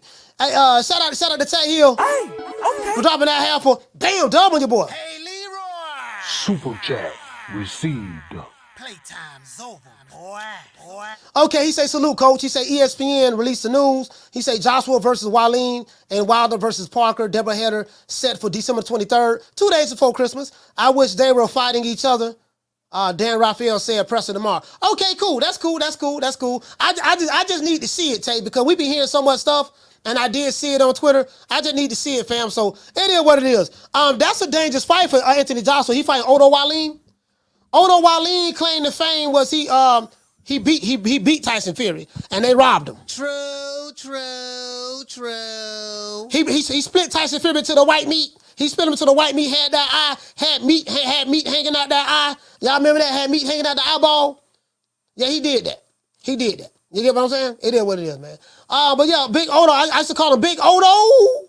Big Odo Wallin, Big Odo. You know, we got Big Odo fighting Joshua. Big Odo is kind of a tricky southpaw, so we're going to see what's up. Down from the bar, there's a platform stage. People pimping, sharp as razor blades. Bruh, it's the only trick in the book. That's what they do, fam. Shout out to Flex BK. Hey, okay. Dropping that quarter of a bam dub on your boy. BK, stand up. Hey, Leroy. Super chat received. Playtime's over, boy. Yes, sir. Down from the bar, there's a platform stage. People pimping, sharp as razor blades. Yeah, man, so we gonna see what's up, man. That's what they do, right? Yeah, baby, I'm trying to promote you, baby, but goddamn. Listen, baby, don't nobody like you. The people don't like you. That's what they do. So when you got, listen, and that still goes on today. Right? Listen, I know that I see this shit. I said, all right, so right now, so they're trying to tell this dude, character assassinate this guy, and they're trying to build up this guy. You know, so anytime you see that the news is one-sided, it tells you what time it is.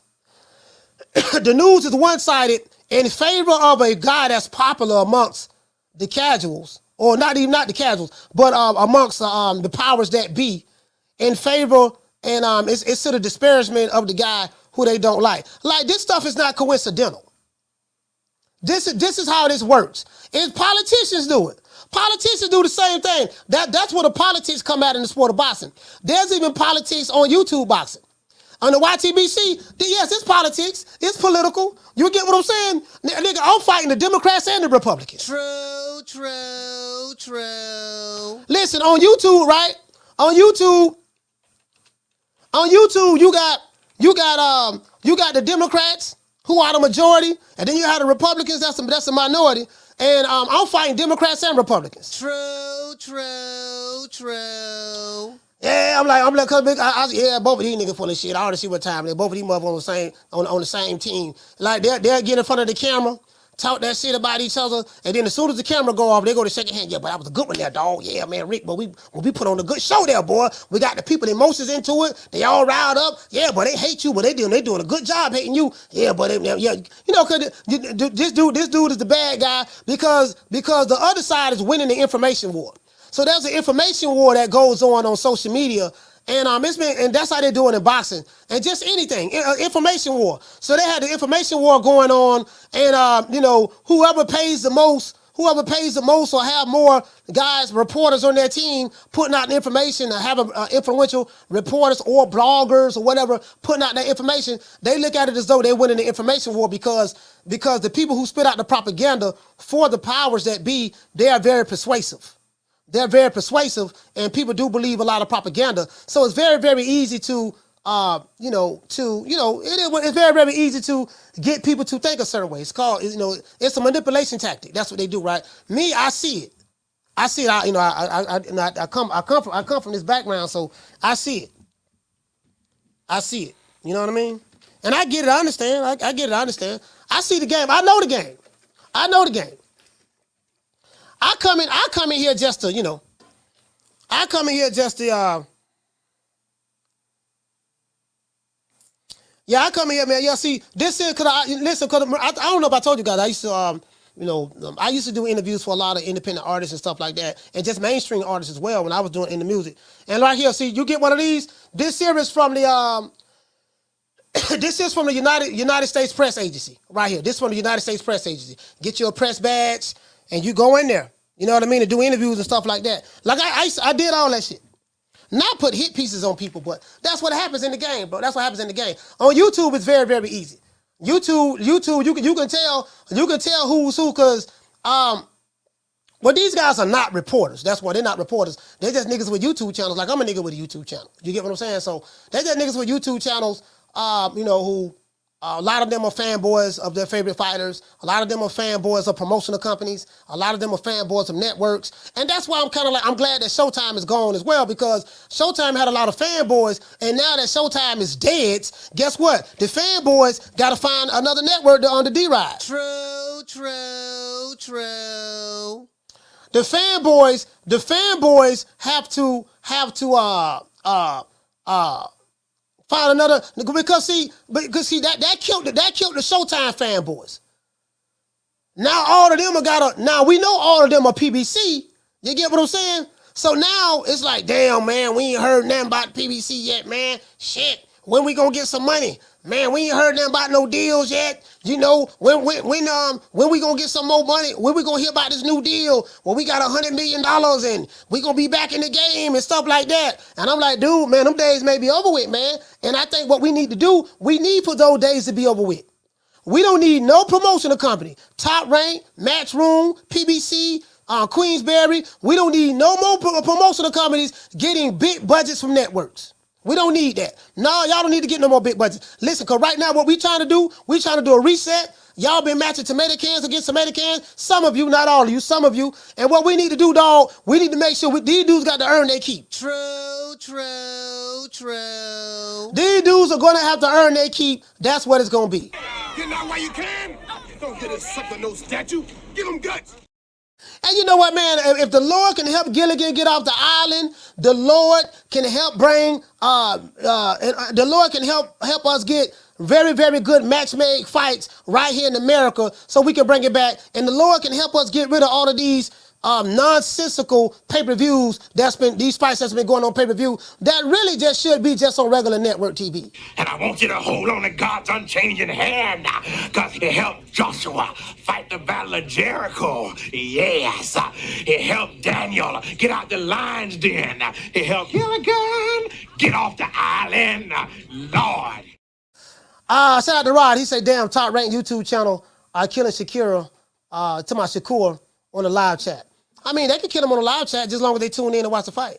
That's the thing, right? Like, and that's where I'm at. That's where I'm at, right? Like, do you know what I do like? I do kind of like what I love about this fight with Shakur Stevenson and Edwin De Los Santos. It's not a pay-per-view fight.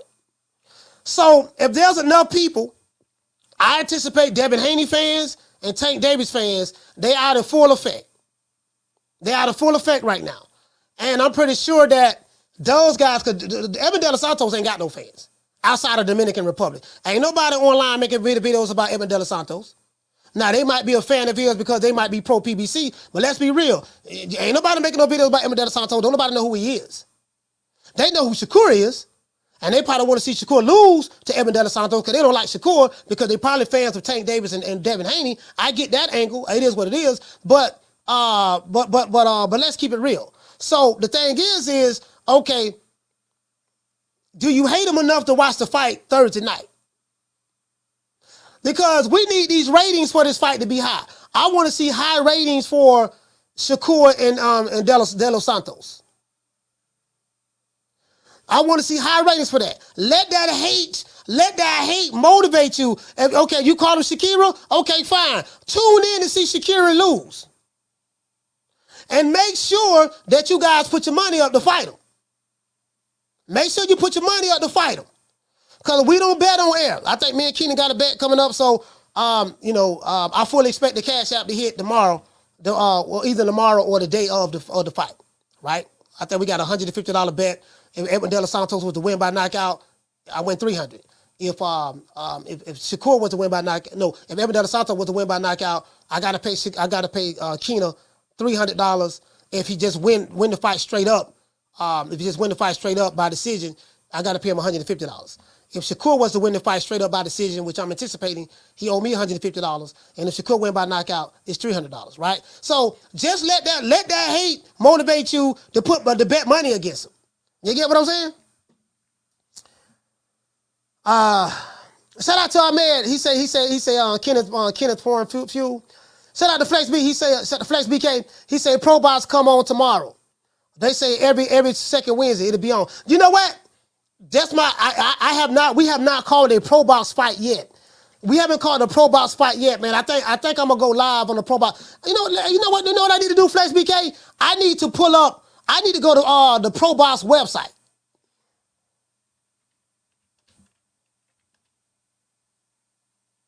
I need to go to Pro Box website. There you go, probox.com. Hey, you know what though? Cause Pro Box. My bad, Pro Box. Hold on. Pro Box TV. And see the reason why. Listen, I'm gonna tell you why. The reason why we gotta put that bread up, because if the money ain't on the wood, the money on the wood let you know it's all good. I'm gonna tell you why. There's a lot of people who betted on Errol Spence that did not pay their debts. These guys right now still running around. These niggas are right now on YouTube right now still running around. Yeah, man, coach, man, don't mess with such and such. I betted him on the Spence fight. He ain't paid me. I had this one dude. He was counting his money. He loved Terrence Crawford, right? He was counting his money. He's a YouTube channel too. I think he say Crawford beats Easy Route Spence or something like that, right? He like, yeah, man, I betted $1,000. Ain't nobody paid me. I said, yeah, because the money went on the wood. True. The money wasn't on the wood. That's why. Well, where I come from, we call that betting on air. We don't bet on air where I come from. Nah, we ain't betting on air. If you like them, you got to put some skin in the game. Let's put some skin in the game on them. What you like them for? You get what I'm saying? But yeah, man, we need more fights like this. But I love this here, bro. I love this. As a matter of fact, I'm looking at YouTube right now. I'm trying to see. I think ESPN is on right now.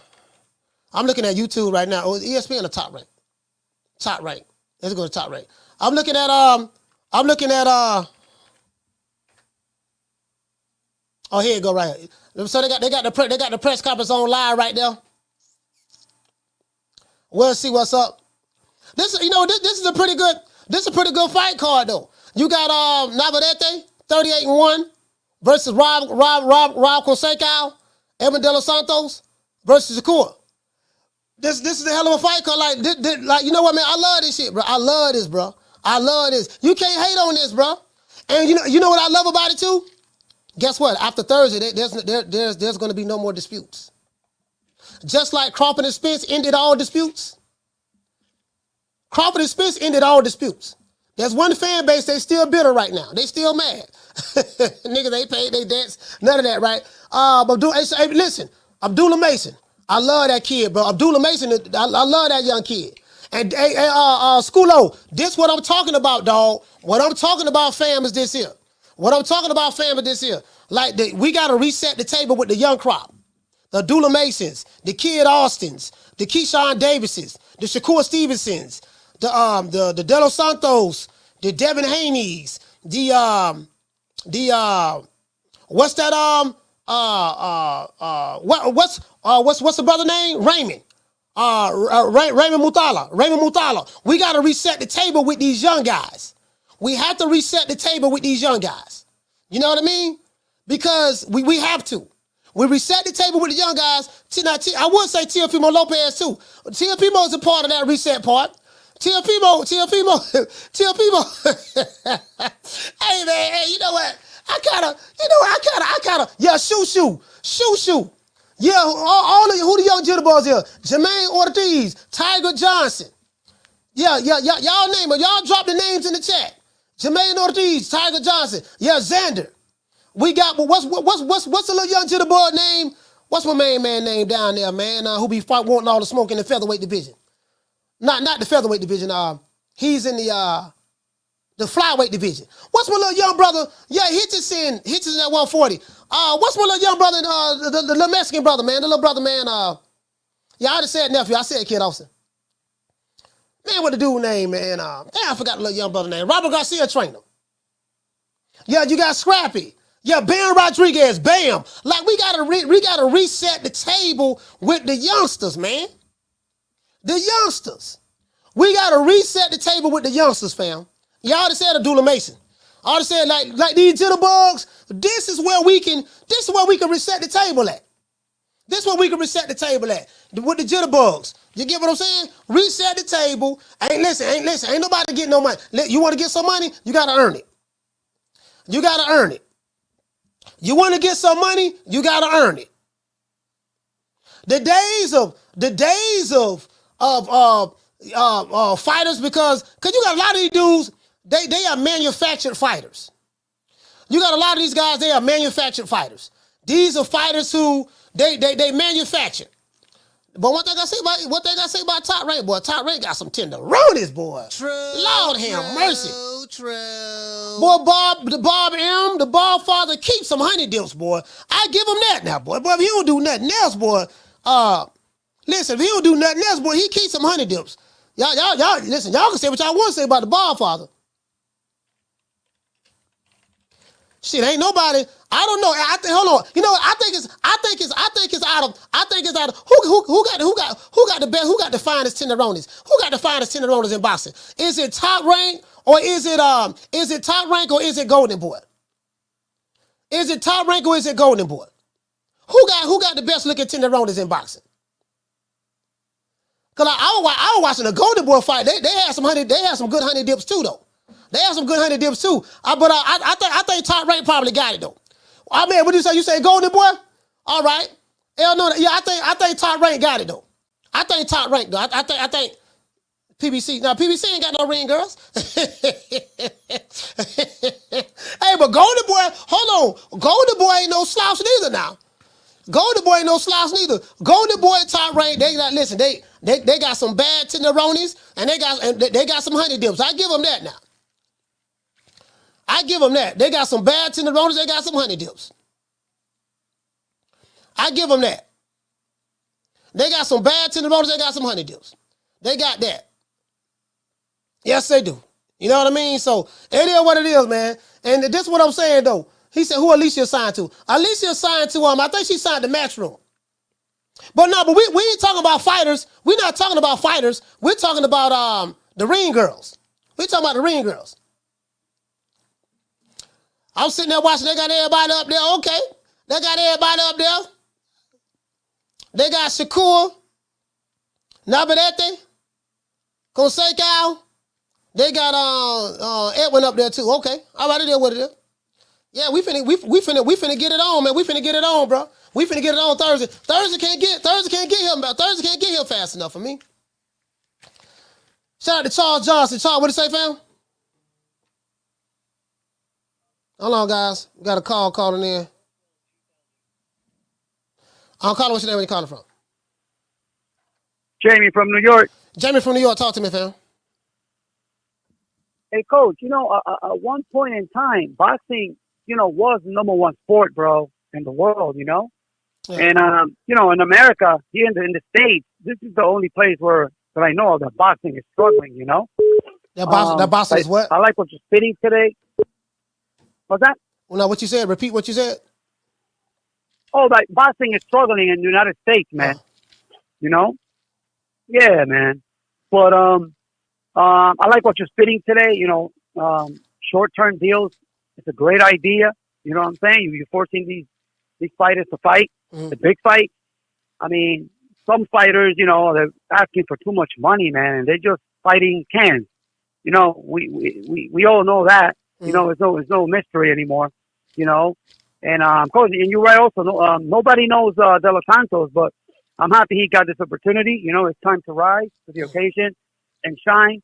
You know, so I'm happy for that. This is Thursday night, right, Coach? What channel is this going to be on? ESPN. Oh, okay. But yeah, Coach, and good matchmaking, bro. That's the key, bro. Yeah. That's the key. That's the only way to bring boxing back. Yeah. To be honest with you, man. So I totally agree. And that's it, Coach. Yeah, man. And that's it, Coach. That's all I got, brother. All right, be good, man. Shout out to Jamie, New York. Stand up. Yeah, matchmaking gonna save it. Matchmaking is gonna save it. Matchmaking is gonna be what save it. You know what I mean? And that's what it is. Matchmaking is gonna save it. And like I said, the reason why you don't see guys like Keith Thurman and a lot of these older guys fighting a lot, because some of these these guys want a whole lot of money, and the money ain't there, bro. Like, there's a lot of fighters who was used to getting paid a boatload of money. Now that Showtime is gone, that option is over with now. So, I think the first heavyweight that I knew of in the modern era that was getting Saudi money was Anthony Joshua. Anthony Joshua was the one that was getting that Saudi money. He was the first one. The Saudis love Anthony Joshua. And I remember once upon a time, like I said, when Fox was in the game, they left it alone. Now Showtime leaving it alone. Some of those fighters, you know, because a lot of times they'll use networks as reasons why we shouldn't get certain fights done. So the least amount of networks that we have, the better. You ain't got to worry about all this other stuff. It's like, nah. Now if like the brother dropped in the chat, he said Wilder got to go overseas to try to get that Saudi money. Because ain't nobody gonna give him that kind of money that he want over here. So, I think Wilder is fighting an easier fight with maybe against Joseph Parker. I think Anthony Joshua is fighting a harder fight, maybe with Odo Wallin. That's because he's a southpaw as well. But I don't know. We'll see. We'll see how that play out. And Wilder's older though. Let's see. Joshua's probably past his prime. You know, I don't know what we're gonna get out of Joshua. Odo Wallin, I think Odo Wallin, he had a fight in Germany not too long ago or whatever. So but he's a tricky southpaw, so to speak. So, you know, it is what it is. You know, when you have an American fighter that got to go out of the country while he's still boxing to try to get the kind of fight he want, that should tell you everything you need to know. Shout out to my man Retro Boxing, the documentary. Salute to you, fam. Knockdown 305. Dr. Paul Evans, salute, fam. Charles Johnson. He said free D-Block. Look here, check this out. Y'all said y'all don't want to hear D-Block call for the rest of the year, but check this out, though. Ain't nobody even calling the show. I think we're going to have to do something about that, man, with D-Block the rest of the year. I get it. I do get it, dog. But I don't know. Some of y'all probably got something personal going on. I don't know, man. But, bro, like, this is a call-in show. Ain't nobody calling the show, right? D-Block the only one will call the show. So, well, you know, ain't nobody too far. Charles Johnson and Anthony Joshua best days behind him. Shit, I think Wilder best days behind him too. If Deontay Wilder best days behind him. Shit, if Joshua, don't get me wrong, if Joshua best days behind him, and this probably is, surely you gotta believe Wilder best days behind him. You get what I'm saying? Especially after being knocked out twice. He done got knocked out twice. So, you know, when you get knocked out twice, bro, it just ain't the same no more after that. Shout out to JC. He said, give him a call, coach. Shout out to Jason Follow on Christ. Hey, y'all sit there and hated on D-Block. They sat there and hated on D-Block, but then don't want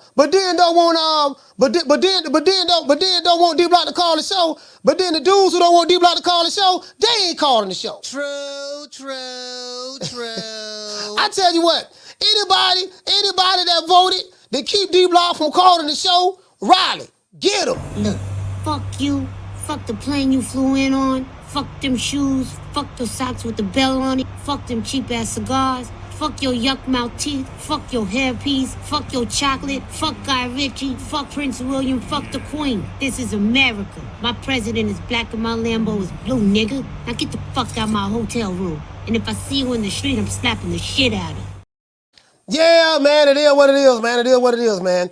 Shout out to Keenan. What you say, Keenan? You say if Shakur loses, will he have to resign the top rank? I don't know. I don't know what his contract situation is like. All I know is I know he said something in the interview that he has one more year left on his contract. He's a free. I think he said he's a free agent next year. So see, free agency works good for fighters who have an established name. Free agency is not good for every fighter. I'm gonna tell you why. Because if you are a fighter that's not established, you need to use that promotional company to build your brand, to build your name. Once a fighter has built his brand, has some kind of name and notoriety, then if he decides to become a free agent after his contract is up with his promotional company, then it can work for him because he can sell his services to the highest bidder. He can sell his services to the highest bidder, and it makes him a little bit more flexible in order to make certain deals happen. Do you understand what I'm saying? Once you're a fighter who is an established brand, your name is very important. So you have to establish your brand. And I explain this and I stress this all the time to fighters. It ain't about building up the promotional company. I don't give a damn about build your brand up. Don't make it seem like, we with the PBC, we're a PBC fighter. No, build your brand. Use the PBC to build your name, your brand, your likeness so that you can move on, go on to heavenly heights. Use Top Rank to build your name, your brand, your likeness so you can move on to heavenly heights. Now, if you're a fighter that ain't really got no brand like that, then the promotional company is good for you.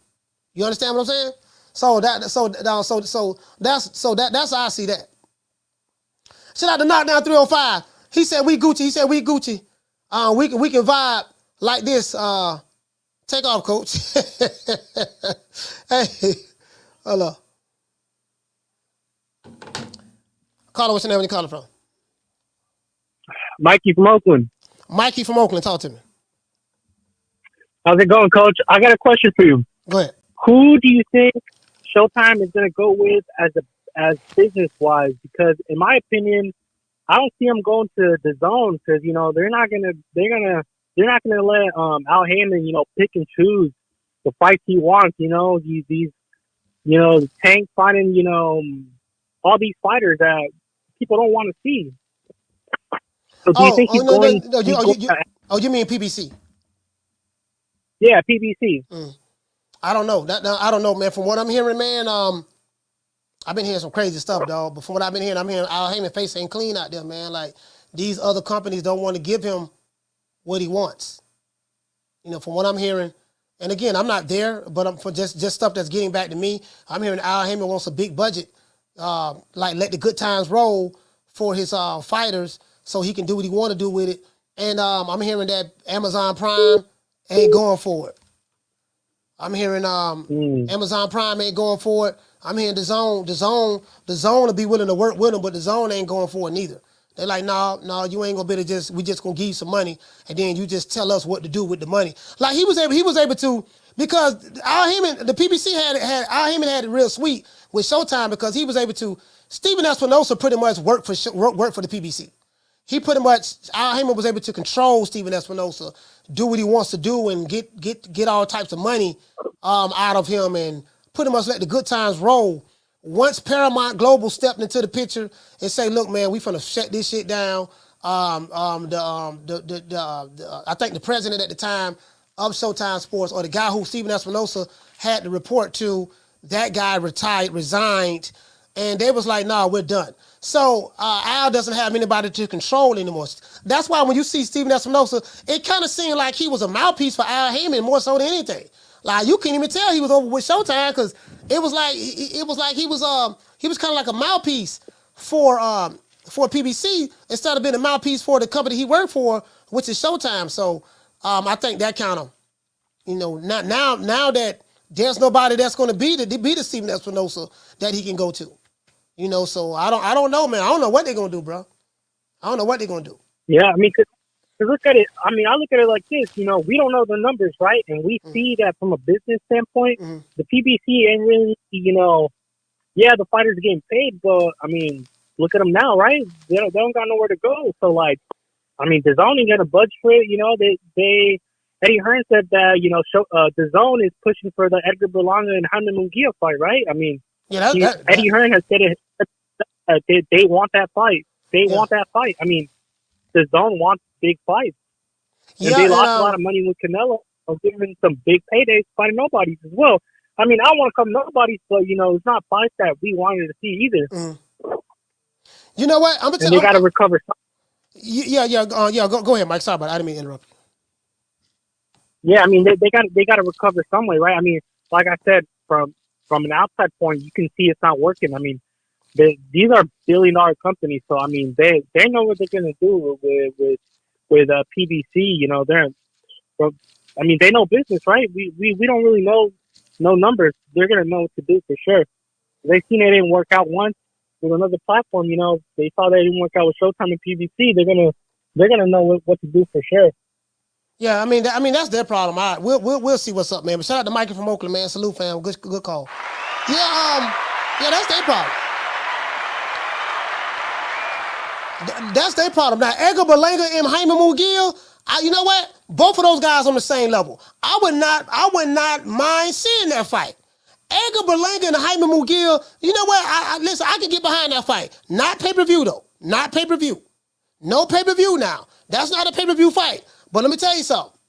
He say, what you say, fam? He say, is a lot of fans like that, like Roland? Yeah, a lot of these dudes here like Roland, man. Like, yeah, bro, like. A lot of them like rolling. But see, I wouldn't mind seeing that fight, Edgar Berlanga versus Jaime Munguia. Both of them on the same level. The Puerto Rico versus Mexico. You can sell that, Puerto Rico versus Mexico. You do know Puerto Rico and Mexico have a great rivalry with fighting each other over the years. Puerto Rico versus Mexico. So yeah. I wouldn't mind seeing that. I wouldn't mind seeing that at all.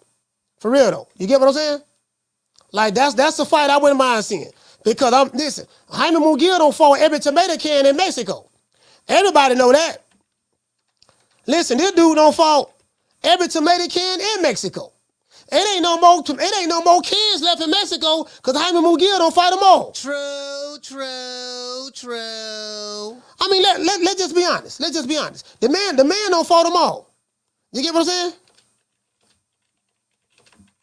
So shit, I wouldn't mind seeing that.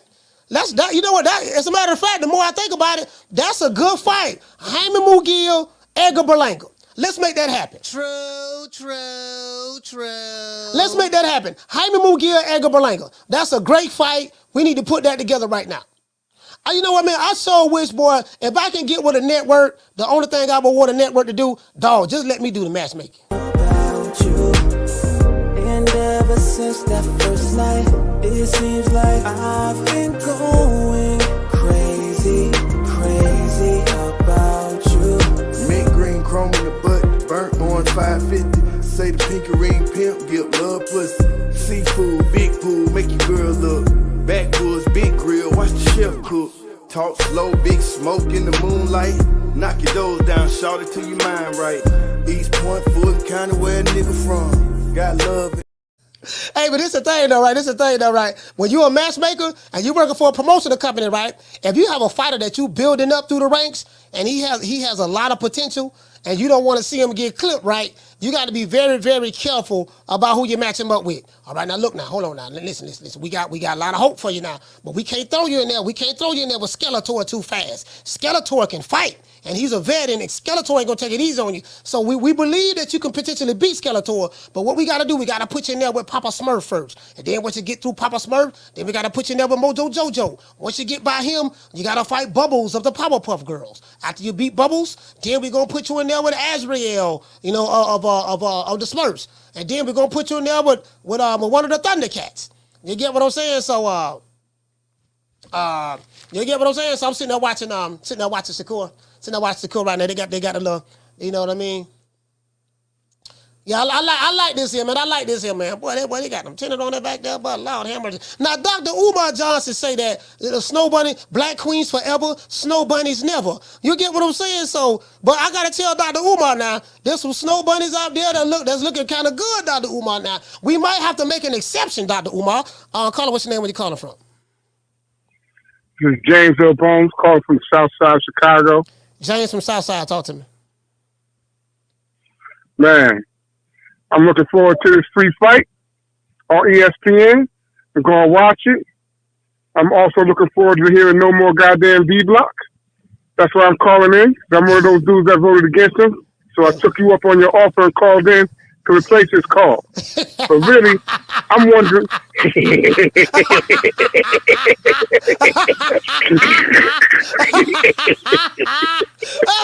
what I'm talking about, James. The hate call. This is a hate call right here. Go ahead, James. You got the floor, brother. Go ahead. This is a great hate call. If we speaking on all the other things I hate, I hate it when Caleb Plant smacked several years of Black history out of Charlo's mouth. After he slapped Charlo, that man came up looking for colored falcons. He was like, where do we go urinate?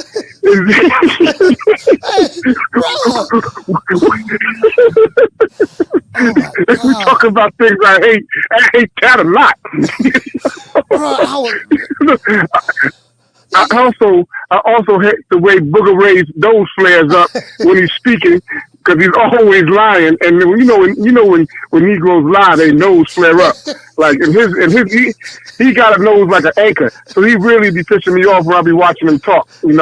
I be wanting to set him down by the seashore and making sure one of these shits don't get out of dock with his anchor ass nose.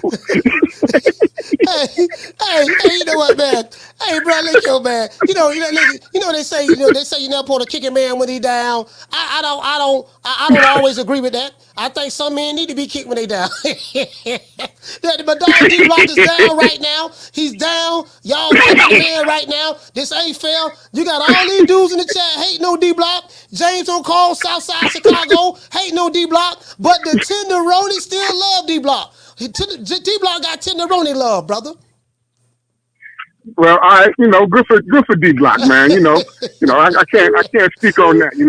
I can only speak how I feel about the man. And every time he speaks, it's like nails on a chalkboard. It just moves me in a way I don't like feeling. So that's why my vote ain't never gonna change when it comes to the D-Block call. It ain't never gonna waver. Hey, James, man, salute to you, fam, man. Hey, Southside Chicago, Chi-Town, Dollar Bill, stand up, fam. You be easy, coach. Yes, you sir, be yes, easy, sir. coach. Hey, boy, I love that movie there, boy. Chi-Town, Dollar Bill. Owe them country boys nothing. You know what I mean? Love Chi-Town. Man, I used to love, man, I watched Player Club about 3 times, bro. About 3 or 4 times. I love Players Club. Who you think he is? DJ Quick? No, huh? No, I ain't saying Kid Capri? I didn't say huh? Oh, you must be Jimmy Walker. Well, you ain't nothing. You don't deserve nothing. You don't get nothing. You get what I give you. I got a contract between me and you that say you do what I tell you to do. Therefore, shut the fuck. Don't say nothing. Don't speak to me. Don't look at me. I just want money. I just said. Blue, if I raise up, gonna be trouble. Trouble. I'm walking off. Yeah, man, it is what it is, man. Look, hey, who you think it is? DJ Quick?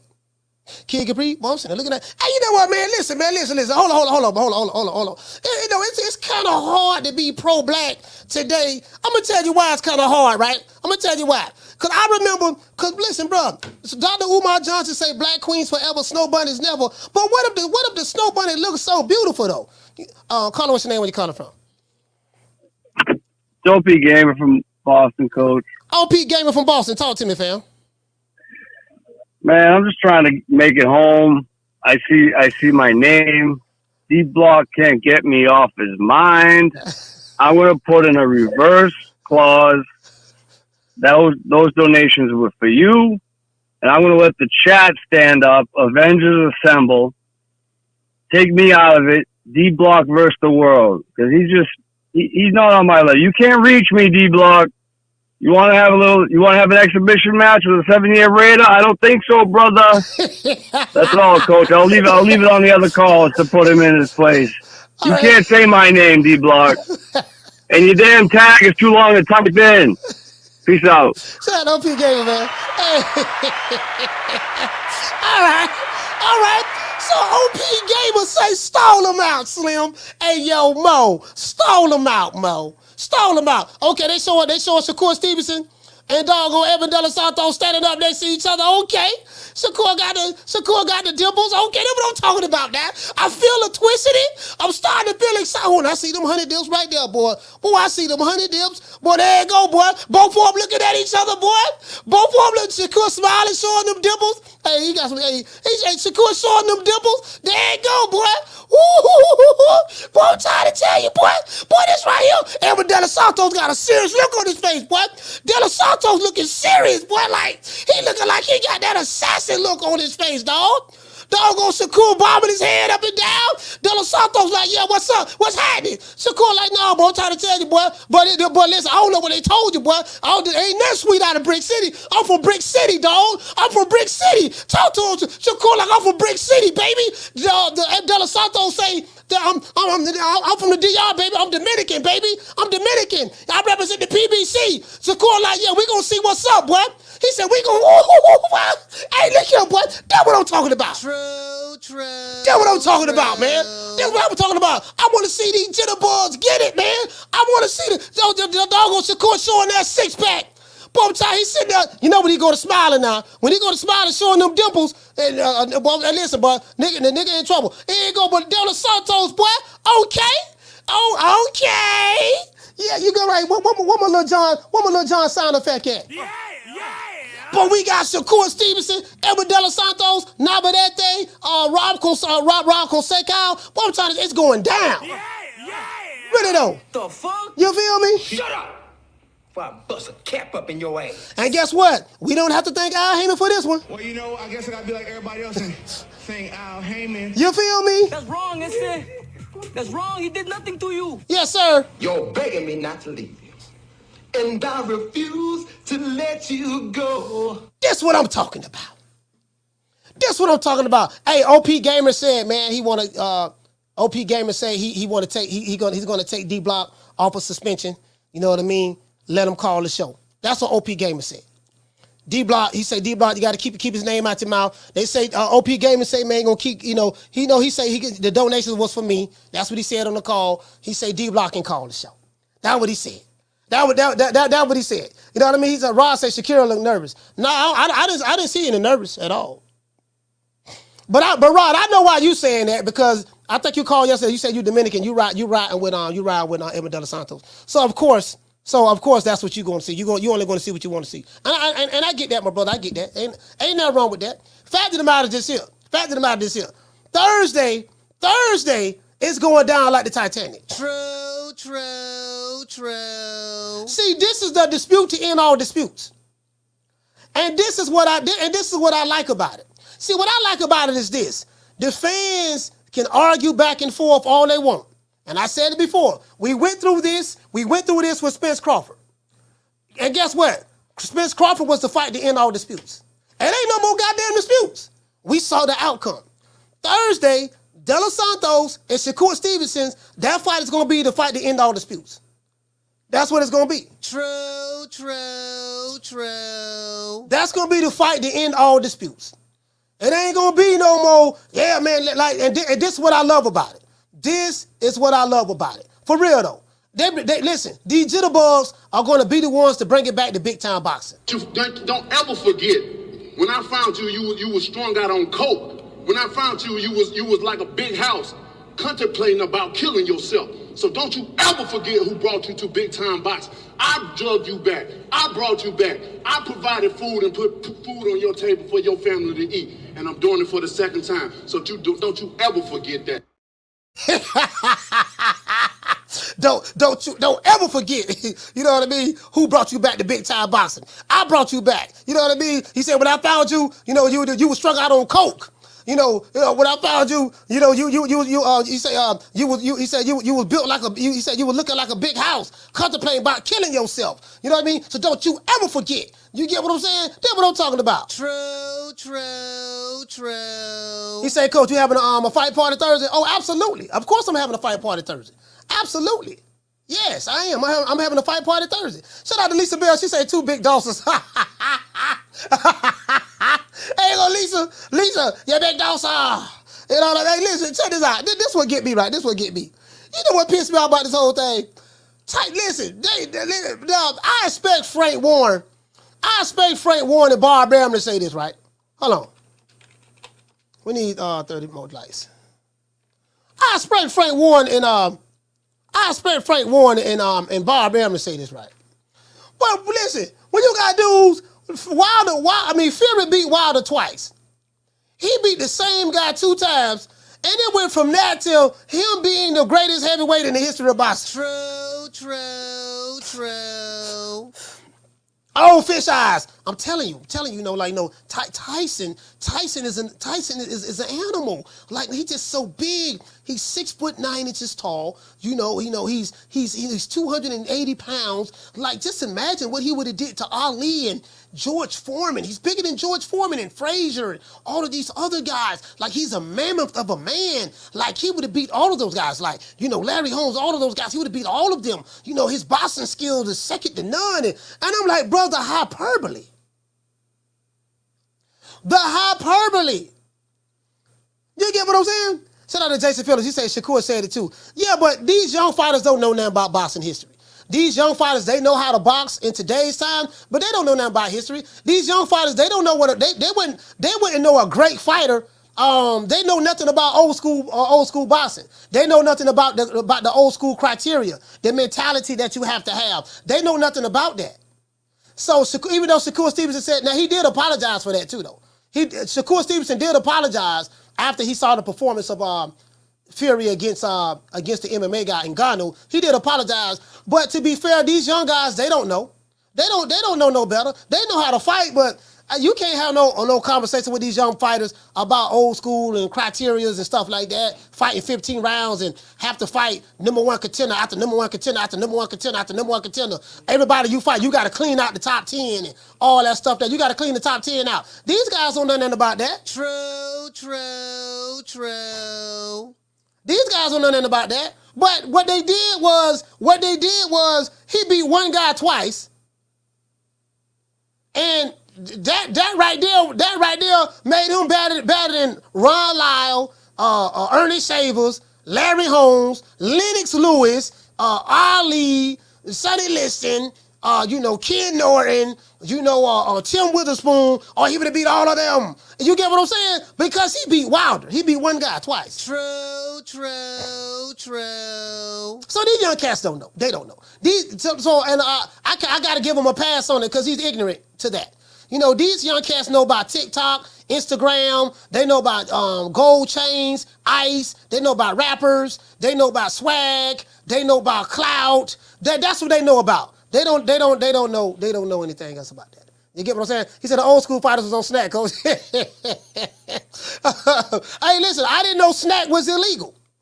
Hey, you know what? Dudes, hey, Schoolo, dudes be talking about, dudes be talking about snack as though snack is illegal. Yeah, man, he was on snack. He was on snack, dog. No, he was on snack, see? And that's what I'm saying. He was on snack. And snack was the reason why he won. Sir, is snack an illegal, is it an illegal drug in boxing? No, it ain't illegal, but he was on snack, though. He was on snack, see? And the snack was the reason why that he was able to snack doggone Errol Spence in the fight was because of the snack. And see, you do know that Boots Ennis is on snack. So this is what I'm going to do. When Boots Ennis, when Jerron Ennis, the email champ, when the email champ... You just sit here, you don't know what I'm talking about? When the email champ have his next fight and win... You've got mail. Guess what I'm going to say? I'm going to shoot a video. Oh, man, you do know he was on snack now. He was on snack. Do you know what snack stand for? Do you know what snack stand for? Yeah, man, I'm just saying. Snack stand for steroid nutrition. You know what I mean? So what is steroid nutrition? Steroid nutrition, and what the A and the C stand for? You get what I'm saying? So the S stand for steroids and snack. That's what the S stand for. The S stand for steroids. So yeah, he was on snack. True. I'm gonna take their words and throw it right back at him. You do know Boots on snack. Yeah, but that's different. We like Boots. That's different. Boy, I'm trying to tell you, boy. Shout out to Centerpiece. Hey, okay. We're dropping that quarter of a bam dub on your boy. Hey, Leroy. Super chat. Okay, I got D-Block phone number saved to my phone. This D-Block, I got his number saved to my phone. Caller, hold on.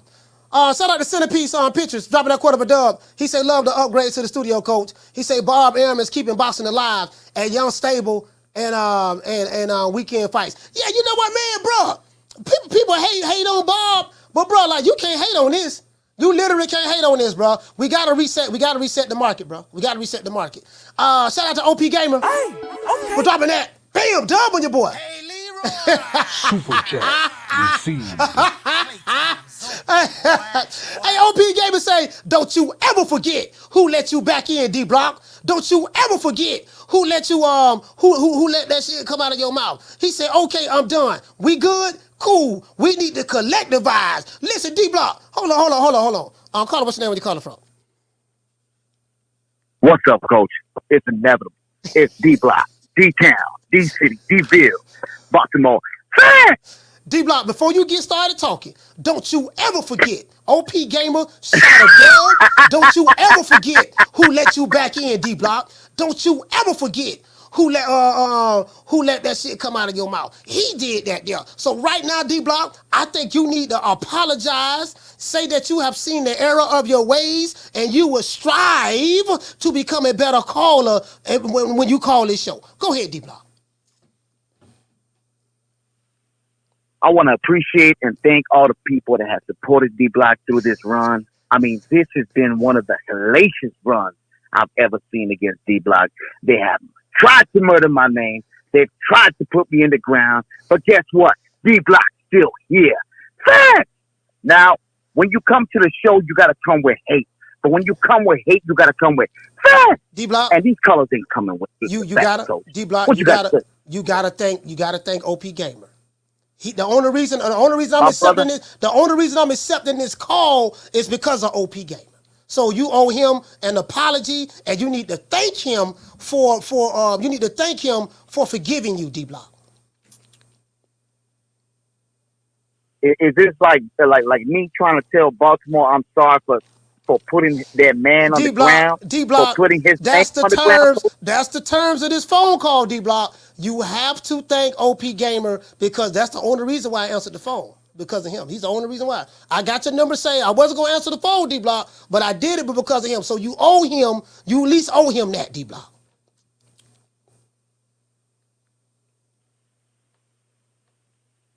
I want to say, OP Gamer, me and you, we all right now. I want to appreciate $20, and I want to appreciate you for yesterday trying to buy me off. But you know what? At the end of the day, is that you an apology? change your ways Are you saying I'm sorry? Are you saying I'm sorry, D-Block? Are you saying I'm sorry, OP Gamer? I want to say I'm sorry. D-Block got to say he's sorry. Today is the day that D-Block got to say he's sorry. For this day, for he will never come back again. What you got to say with that? D-Block, see that was kind of hard. That was kind of rough for you to say, D-Block. We just looking for look, man. The OP came. I'm sorry, man. I apologize. I was wrong. I saw the error of my ways. Thank you for letting me come back. That's all we asking for, D-Block. I know your pride bothering you. I know your pride hurt right now, D-Block. But right now you gotta swallow your pride, baby, and you just gotta do the right thing, D-Block. That's all we asking, man. That's it. We ain't asking for nothing else. So sometimes a man gotta humble himself. Yeah. Ain't nobody perfect in life. Especially me, D-Block. Ain't nobody perfect. We all make mistakes. Can't we all just get along? But when it comes down to boxing, and it comes down to Shakur Stevenson the Great and Mr. De Los Santos, I'm telling you right now, did you see the face-off? Did you see the face-off? My boy Slick in there. He's going to go in there, counter, move, stick him with the jab, move around, make De Los Santos look silly. I mean, I don't know why I don't know why people got to think that De Los Santos got a shot. That's all I was saying yesterday. But they want to take it to the next level. They don't want to hear the facts. They want to make their own facts, coach. And that's where we got disagreements at between me and OP Gamer. I'm coming with facts. He ain't coming with facts. What you got to say with that? Nah, D-Block, listen, man. D-Block, both of you guys having a difference of opinion. Now, what you said yesterday, you said that Edwin De Los Santos is a hype job. And I totally disagree with that. He's not a hype job. He is a great young fighter. He's hungry. He's coming out of the DR, and he has a lot to prove. And him winning this fight, beating Shakur Stevenson, can change his life forever. So that's a dangerous fighter, and he's young. You get what I'm saying? And he is Okay. talented. So I believe it. I believe in it, Coach. And I'm gonna let it go like this. I want to appreciate everybody that had D Block back, and even till today, Free D Block will still be up in there. And I want to let y'all know when Thursday comes, Coach, and you're gonna have a live show. So when Thursday comes and Shakur Stevenson dominates from round 1 to round 10, I don't want to hear nobody ever questioning D Block again, because D Block come with D Block, D Town, D City, D Ville, Baltimore, stand up. shout out to D Block, man. D Block called the show. He listen. So he did apologize. Now I had to twist his arm. Now I had to twist his arm. He did apologize, but it was kind of like you notice when I asked him, he kind of like had to pause a little bit. He did apologize. Now he did that. Get out my face. Don't need nothing you got no more. Don't need no hair's been messing up my corner. And you better get that bad look off your face before I knock it off. Hey man, shout out to OP Gamer, man, because D-Block, don't you ever forget who allowed you to call this show. You know what I mean? You know, I brought you back. Well, this OP Gamer, I brought you back. You know what I mean? I brought you back to big time boxing. When I found you, you was like a big house, contemplating about killing yourself. When I found you, you was strung out on coke. Down from the bar, there's a platform stage. People pimping, sharp as razor blades. As a matter of fact, I gotta play that clip. I gotta play that clip for OP Gamer. You know what I mean? He said we need to collectivize. All right, caller, what's your name? You calling from? What's up, Coach? This is M1. Coach, I'm not gonna talk boxing right now. All I'm gonna tell you is, man, D Block about to make his own channel, and he gonna take all the honey dips from your channel to his channel, man. What you gonna say about that, man? Nah, the honey dips ain't going. The honey dips ain't leaving, man. You know, we have some of the most beautiful honey dips, you know, on the YTBC. So the honey dips ain't going nowhere. I mean, they like, you know, I mean, some of them they kind of soft on the old boy D Block, but you know, but they was rocking with me before they were rocking with D Block. So you know, I think we're gonna be good. Hey, yo, shout out to you, yo, D Block is so funny too. Yo, shout out, man. I call you tomorrow, some other time, man. All right, shout out to N1, man. BX, stand up. Yeah, man. Yeah. Hold on now, D Block can't take the honey dips away now. Down from the bar, there's a platform stage. People pimping, sharp as razor blades. Hey, if D Block take the honey dips away, I kick him off my channel personally. Don't ever forget, when I found you, you was strung out on coke. When I found you, you was like a big house, contemplating about killing yourself. So don't you ever forget who brought you to big time boxing. I drugged you back. I brought you back. I provided food and put food on your table for your family to eat. And I'm doing it for the second time. So don't you ever forget that. Listen, anybody talk about taking the honey dips, boy, I'm pulling up. Listen, I'm pulling out all the big guns. Anybody talk about taking the honey dips, bro, that's gonna be a problem. There's nothing that I can do. Sorry, I moved my camera. There's nothing that I can do other than just be patient, let these boys keep talking that smack, and me be who I am. Damn, phone number falling. I mean, my bad. Look. Hey, D-Block, we asked you to apologize. This D-Block, and listen, this D-Block at the podium trying to apologize to OP Gamer. And see, it hurt D-Block that OP Gamer was the one that blocked him, and OP Gamer was the one that freed him from being blocked so he could call the show. So it hurt D-Block so bad. D-Block, you know, get up there on the podium and apologize to OP Gamer. I'm proud of myself, you know, took a chance. My head is held high. I am proud of myself. I've done an awesome job for Lions Only and my crew and my team. And, it's about being great, and I'm already a legend in boxing. Hopefully y'all put me in the Hall of Fame. I don't know who the hell controls that, but I deserve it. I'll call what's your name when you call it from? Hey, what's going on, Coach? It's your boy Blood, man. How's everything going today, man? Hey, Blood Boss, what's going on, fam? Everything good? What's happening with you? Hey, man, y'all getting in heavy range? We getting 2 hours over here? Yeah, we getting rain. It's raining over here. Hey, man, listen. It's been raining all day. Talk real quick. I know it's bad. It's bad over here. I'm hoping you hear me. I guess you can because you're answering me. But listen, man, I wanted to talk about something that's going on with this fight, man. You know what? A caller made a call earlier. They placed in the chat that Bob Arum has a young stable of fighters and he's keeping boxing alive. Listen, man, Bob Arum has been doing this shit as far as boxing and TV since he signed him contracts with ESPN. And I like, well, you know what I like what he's doing? And Bruce Gass and the older guys, we always talk about this. He's putting the fight on a Thursday night. So he's giving us some entertainment on one of those unexpected type boxing nights, and we're getting a good fight with Shakur Stevenson and a nice little card with some of the talent. And I think I'd like to see this more often in boxing. I like to see some of these other guys find another night to put boxing on, because back in the day, boxing was Monday to Monday. Right. Back in the day, they continue to put on boxing on Wednesday nights. You remember Tuesday night fights and all of that stuff. And sometimes, yeah, you know how we used to watch that. And sometimes, man, it's good to put these events on during those kind of nights, man. You know, just to mix it up a little bit and not always be competing with all the major events going on Saturday and things like that. Thursday night is a really good night. I like what Bob Arum is doing with this. I'm going to favor Shakur Stevenson to win this fight. But I just wanted to say, man, this just kind of comes as a present because it's coming on a Thursday night. It kind of gives you that old school type of vibe because they're putting it on some other night rather than Saturday. It's giving us something to do on Thursday. Like you said earlier, man, Thursday can't get here soon enough. This is really good. And I wanted to ask you, Coach, is that young guy, Abdullah Mason, going to be on this? I heard he's fighting too. Yeah, man. I think he is going to be on that card, man. I'm gonna be honest with you, Blood. I don't know the entire fight card, but I think he's going to be on that card. And listen, man, I got a good relationship with his dad, man. Like that's a beautiful human being. His father, real good guy, man. You'll love him. His kids, his boys is very beautiful. Like he had 5 boys and all 5 of them box.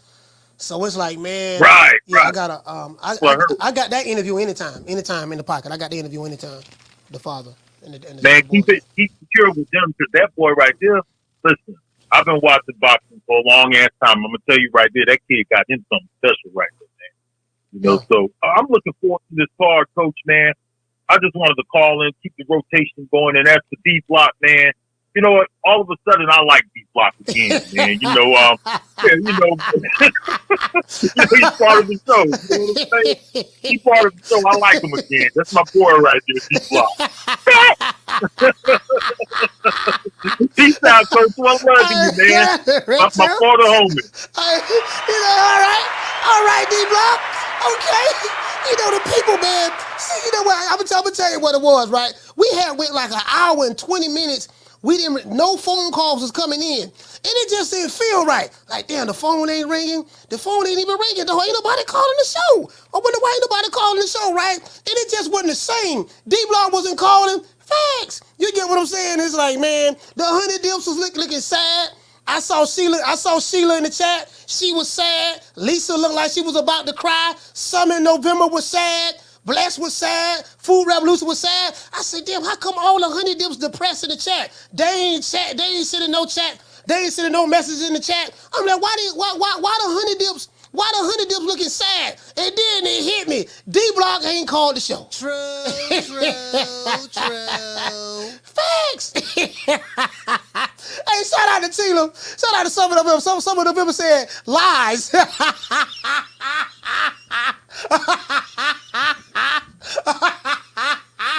Hey, some of them people say lies. Hey,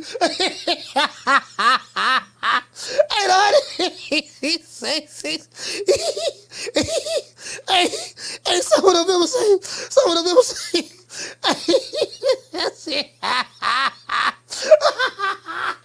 Hey, shout out to Jackie Hernandez. Some of them people say lies.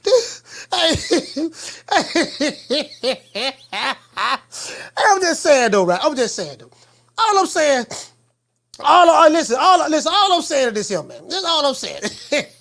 The man ain't called. As a matter of fact, I tell you what, OP Gamer, D-Block, it ain't no way around this, D-Block. The only reason you called this show was because of OP Gamer. You owe your freedom to OP Gamer. And so since OP Gamer was the one that freed D-Block, D-Block, we gonna dedicate this dance for you. This is gonna be a celebration for D-Block. You need a testosterone injection. Your estrogen is getting the best of you, my brother.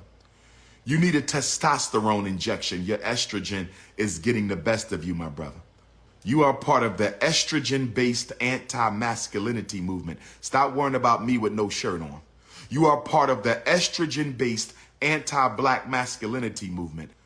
I just came from the beach in St. Croix. I took a dip with the ancestors. Is that all right with you, Negropean? I just took a dip with the ancestors. Is that all right with you, Negropean? I just took a dip with the ancestors in the ocean of St. Croix. Is that all right with you? Stop worrying about me and no shirt. Somebody get that brother some testosterone. Somebody get that brother some testosterone. His estrogen levels are a bit too high. Hey, look here, man. Hey, D-Block, listen, man. I'm trying to tell you something, D-Block. Right now, D-Block. Hold on. I'm saying. I gotta say what's up. Hey, look here, man. D-Block, I'm trying to tell you, dog. D-Block, you should be celebrating right now. Right now, you should be at home in Dallas right now with a bottle of Corona in your hand, smoking on your Black and Mild. Celebrate. Yeah. Oh, that look good.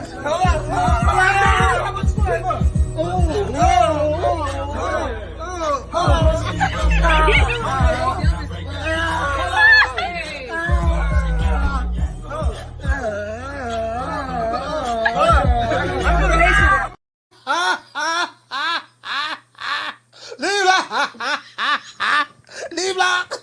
Hey, D-Block. That's all I'm saying, dog. D-Block right now, dog. Hey, shout out to business. Shout out to Marlon. Shout out to Marlon. D-Block right now, dog. Ooh, Lord have mercy, boy. You need to be celebrating right now, boy. But OP Gamer spared you, boy. Because, boy, listen, I was not going to answer your call. I swear to God, I answer your call after the show, but I was not going to answer your call during the show. I swear to God, I got your number locked on my phone. I said, yeah, because you had no call like 4 times. I ain't answered. But OP Gamer sent that super chat. I said, okay, I'm going to answer. OP Gamer stalled them out. Caller, what's your name? Where you calling from? What's up, Coach Mar from Jersey? Mar from Brick City, talk to me. Coach, man, people, whoever's saying, people out here saying that Tyson Fury is the greatest heavyweight of all time. That right there, I guess, makes me sick to my stomach. Like, all those guys from the 90s and from the 80s stopped. He'll get stopped by most of them top guys. Especially when we're gonna come out here and say that he's greater than Ali. The fact that he can deal with small heavyweights, a young Cassius Clay would have stopped a guy like Tyson Fury. There's no way in hell he can't even deal with young regular cruiserweights, like smaller heavyweights. Ali was a small heavyweight compared to this day and age. Ali would have played games with him, would have stopped him. He would have got stopped. That's my opinion. Like this. And there's the MMA guys to make Francis Ngannou performance even greater. They'll say that. Like I heard Usman saying that, this guy just came here and he performed that way against the greatest heavyweight of all time. We're like, who are you talking about? Did he fight Ali? I'm like, come on, man. Coach, Go ahead. Coach, these guys are crazy, man. They need to stop it, bro. Like, if you pay attention to everything people say on TV, man. But, Coach, not such a subject, but those characters that you came up with, hilarious, man. The 1-800 was happening. Oh, yeah. And Show About Shorty. Yeah, that's Joe. The first time I seen that, bro, you have me dying over here, man. You're a creative dude, bro. That's all I got to say, man. But anyway, that's my call for today, Coach, man. These people need to stop with that Tyson Fury greatest of all time shit, man. Get out of here with that. All right, shout out to Martin, man. Brick City, stand up. Brick City. Hey, you know what? I ain't gonna lie, boy. One of my favorite rappers is from New Jersey, boy. Doggone Redman. Boy, I love Redman, bro. Redman, bro. Man, I'm trying to tell you. Hey, what to say, man? Ezra Charles, man, bro. Let me tell you something, man. Again, I don't listen. I don't like comparing errors. The reason why I don't like comparing errors because every error was different. Every error had the Did you get what I'm saying? It's like different criteria, especially today's time. Ain't nobody fighting 15 rounds. These dudes ain't fighting killer after killer after killer after killer. No, it ain't in you get what I'm saying? Like back then, those guys couldn't avoid each other. This is the era to where, Carla, hold on. This is the era to where we can avoid each other.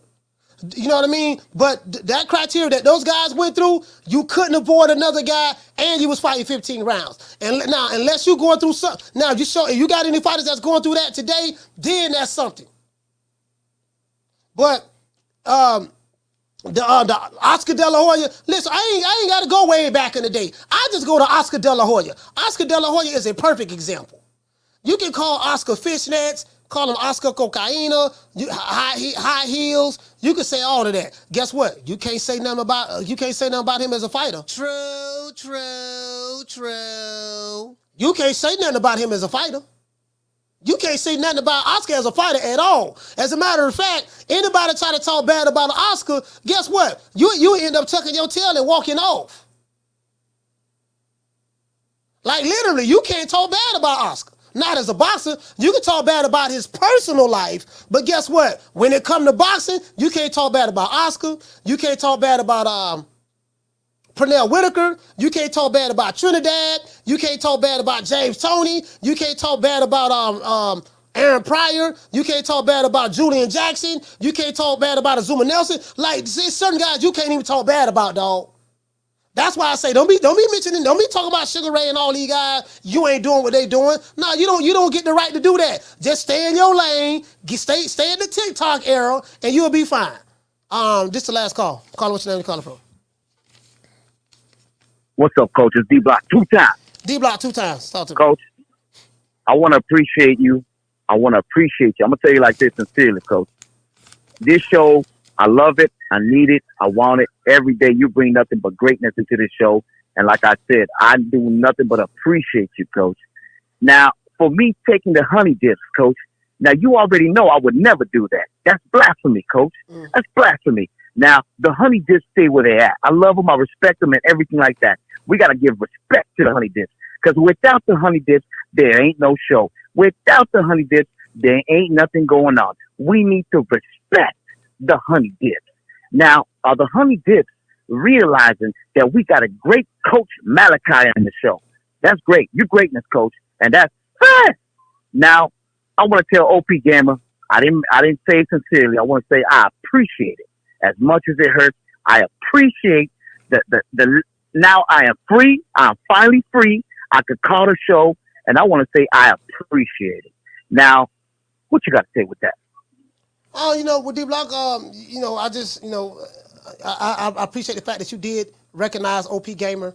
Appreciate him because he is the reason why you're on the phone right now. So, that is what it is. And, I appreciate that. D-Block, only thing we want, dog, just get to your point. You ain't got to call 20 times and filibuster. And that's all we want. Just Damn right. Points, you know what I mean? We know you're Damn right. But that's all we want, D-Block. We hope we just want you to learn your lesson. That's all we want over here. Just learn your lesson, D-Block. I learned my lesson, my brother, and believe me, D-Block has learned his lesson, but he also opened his eyes and realized that in the future, 2024, June, D-Block will make his own show. It's going to be called Hate, and it comes Hate with D-Block, D-Town, D-City, D-Ville, Baltimore, stand up. Shut up, D-Block. Hey, you know what? D-Block, if you start your own show, I would be the first guest on your show. Fuck it. D-Block, if you start your own channel next year, I promise you, I will be the first guest on your show. It's called Hate. You get what I'm saying? So it is what it is, D-Block. Peace to everybody in the chat, man.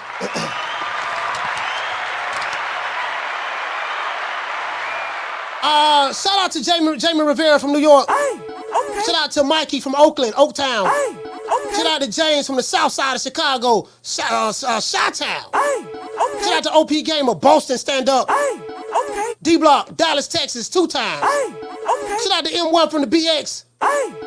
Shout out to boxing. Shout out to my brain man, Blood Boxing Man, Gainesville, Florida. Y'all please subscribe to Retro Boxing and documentaries as well as Blood Boxing. Okay. And shout out to Martin from Brick City, Jersey, stand up. Okay. Brick City, boy, Brick City, something else. Let's get to everybody who said. Oh yeah, shout out to my brother man Roshiki man for dropping that quarter of a dub cash out. Okay. Giving everybody a shout out, man. We giving everybody a shout out, man. Everybody get a shout out. Shout out to OP Gamer, all the cash, all the super chats.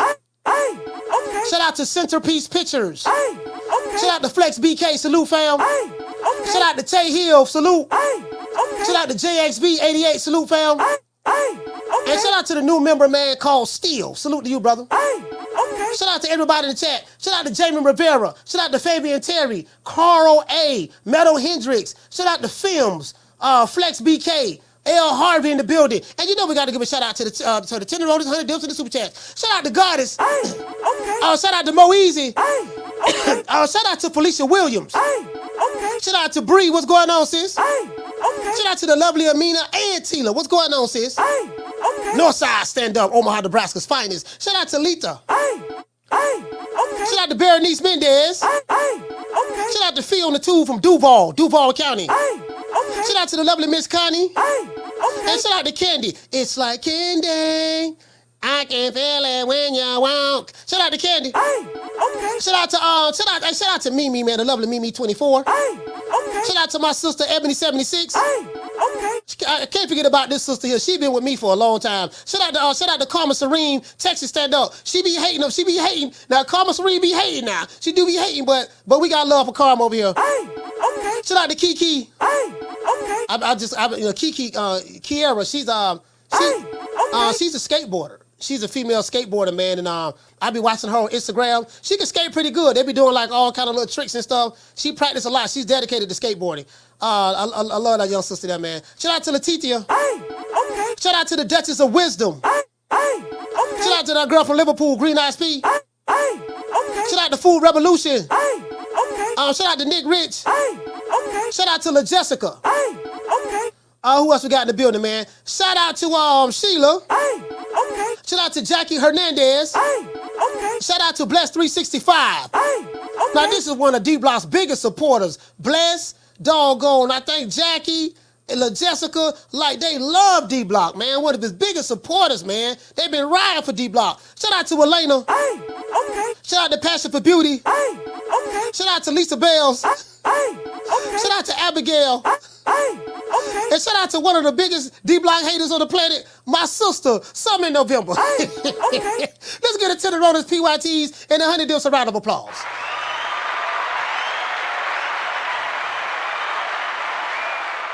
You know what I mean? Jackie Hernandez said she loved D-Block. You get what I'm saying? Say like, feel the love. Let's come together, guys. Let's come together, everybody. Hey, listen, you know what we need to do? This is what we're going to do. Let's just come together, everybody. Put our differences aside, and let's just feel the love. You get what I'm saying? We're just going to embrace each other and collectivize. Now, I run every kind of bitch, every kind of place, and I know one thing. When it comes down on you, you either collectivize or you run like a solitary rat. And since everybody's in the loving spirit, let's dedicate this song to all of the lovers out there. Make it last. Make it last forever. Don't let I love me.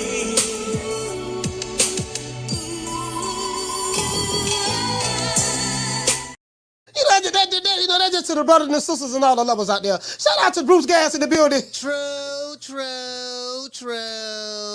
Hey, shout out to Bruce Gas. Shout out to OP Gamer. Shout out to Jason Phillips. Shout out to Charles Johnson. Hey, shout out to Bella Hendricks, Robin V, Jason Phillips in the building, my sister Jackie Hernandez. Who else we got? Knockdown 305, Swift 718. We got Carl in the building. We have Ahmed. Salute to Ahmed. Shout out to Charles Johnson. Shout out to Corey Bradley. Who else we have? Fabian Terry. Salute fam. Who else we have in the building? JC in the building. Schoolo X-Man.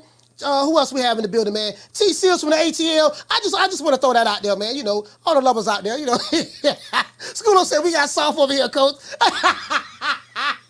Hey, used to be hard, but now you just went soft. First you was down with the AK. And then I see you in the video with Mr. Lay looking like straight bozos. I saw it coming. That's why I went solo. Hey, Swift say, hey, Schoolo said, coach, when I met you, first you was down with the AK. And now I see you in the video with Miss LA. He said we don't got soft. You know what I mean? Hey, listen, man. All I'm saying is this is all I'm saying, fam. All I'm saying, fam, is this here. Sometimes, man, when you running things, you got to run it the way it's supposed to be run. Yep, that's right. I'm running things. Cream corn. That's why they call me that. Smooth. I got more measure for your pleasure. Stick with me, baby. I'll have you farting through silk. And let a nigga mess with me. I'll jump on him. All 93 pounds of pure dynamite.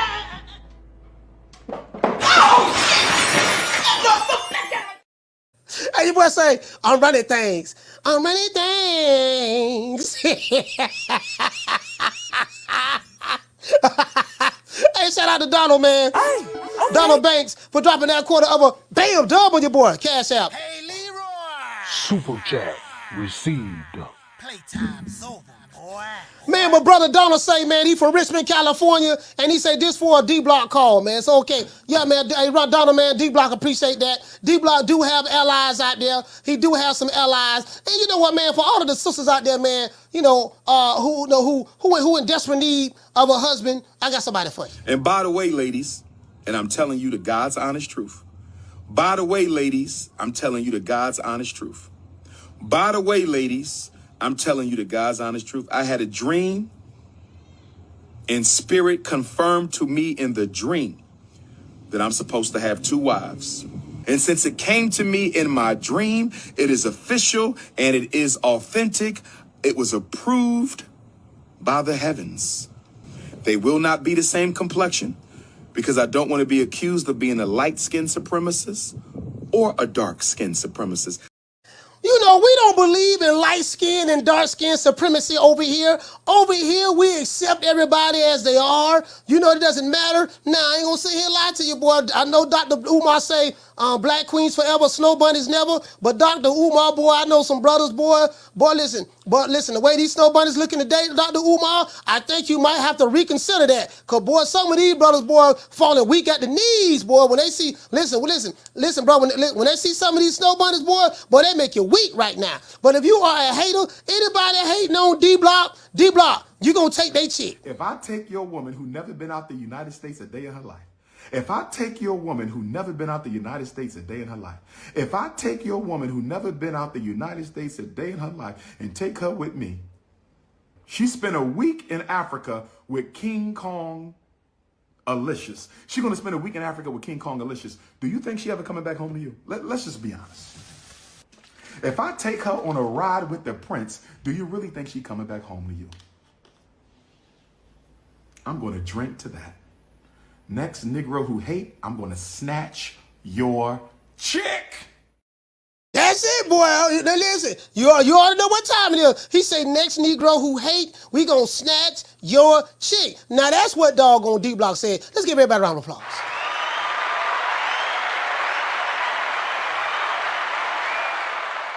Hey, no, you know what? No, we shutting the show down, Donald. We shutting the show down. I ain't taking no more calls right now. Shout out to Donald Banks for dropping that quarter of a bam dub on your boy. Hey, Super chat received. Playtime's over, boy.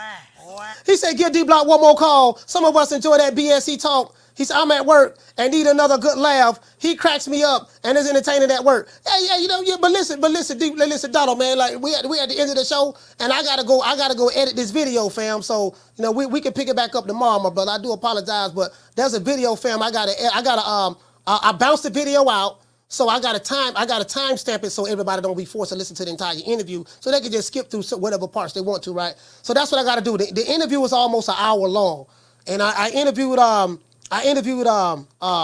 Regis Prograde, strength and conditioning coach. I interviewed that brother there. So what I have to do is I gotta listen to it and time stamp it. So that's what I have to do, and that takes some time. That's gonna take me about 20 minutes because I put it on double speed. I listen to it real fast, and I'm able to write down, okay, this what we said here, this what we said there. You get what I'm saying? So other than that, man, but what I am going to do, this what I'm going to do. I'm going to hit you with this one. Nigga, when my name come up, respect it. Let's go. Stop playing with my fucking name. All three of y'all, stop playing with my name. I ain't going to say it no more. Put some respect on my name. You ain't gotta like it, but you better respect it. And guess what, man? What we gonna do? If you don't like the team, if you don't like the $10 PYTs and 100 dips, don't even say nothing, dog. Just plead the fifth. Plead the fifth. Plead the fifth. 5, 1, 2, 3, 4, 5. Anything you say, 5. Go ahead, ask me a question. Did you? You guys do know that we did this for the hood. I want to thank the whole hood who came out here. I love y'all. I did this for the hood. Y'all know I beat that boy. We did this for the hood, man. And anybody that signed the Nick Sack Promotions, if I tell you to fight and you gonna do the fights that I tell you to fight, all that trying to duck the smoke, fight Papa Smurfette, trying to fight Azrael, and you don't want to fight the top guys, and you signed to my promotional company, ain't no negotiating. When you sign to me, you gonna do the fights that we want you to fight, or we gonna slap the taste out your mouth. I need to talk to you right now about my royalties and how you keep your books. My office hours are from 9 to 5. Fuck your office hours. I need to talk to you right now, motherfucker. And you know we can't end the show without saying all praise is due to the Most High, the Most Exalted, the greatest human being on the planet Earth. And we got to end the poll too, Mr. Al Heyman. Well, you know, I guess I gotta be like everybody else and sing Al Heyman. I can quit my job now, baby. 6 figures, baby. You feel me? I'm about to But a name. Do you have a name? Oh, nah, I ain't got no name, you know. Name them names, man. They know who they is. Name them names, please. Them names need to be named. They know who they is. The Mexican monster. All right, we got the poll. The poll is over with, guys. I'm looking at it. We have 418 people that participated in the poll. Will Edwin De Los Santos KO Shakur Stevenson? 81% said no. Shakur won't get knocked out. 18% said yes, Shakur will get knocked out. Now, what we're going to do tomorrow, since the fight is Thursday, tomorrow's prediction day. So we're gonna do prediction. We're going to do our predictions tomorrow. I'm going to do a poll, and we're going to have 5 categories. We're going to have a category for a draw. We're going to have a category for split decision, and we're going to have a category for KO/TKO. You get what I'm saying? For both sides. That's going to be the 5 categories that we have, and we're just going to see how it plays out. You get what I'm saying? So I see you guys, man. If you sitting here watching the show, hate watching, didn't want to hit the like button, Riley, get him. Look, fuck you. Fuck the plane you flew in on. Fuck them shoes. Fuck the socks with the bell on it. Fuck them cheap-ass cigars. Fuck your yuck mouth teeth. Fuck your hairpiece. Fuck your chocolate. Fuck Guy Ritchie. Fuck Prince William. Fuck the Queen. This is America. My president is black and my Lambo is blue, nigga. Now get the fuck out of my hotel room. And if I see you in the street, I'm slapping the shit out of you. It is what it is, man. I see you guys tomorrow at 3 o'clock Eastern Standard Time. I do have a video dropping tomorrow, the interview of our Regis Prograis strength and conditioning coach. It's a good one. The shit funny as hell, bro. And guess what? And he went off on Bill Haney. Shout out to the 100 dips and the PYTs.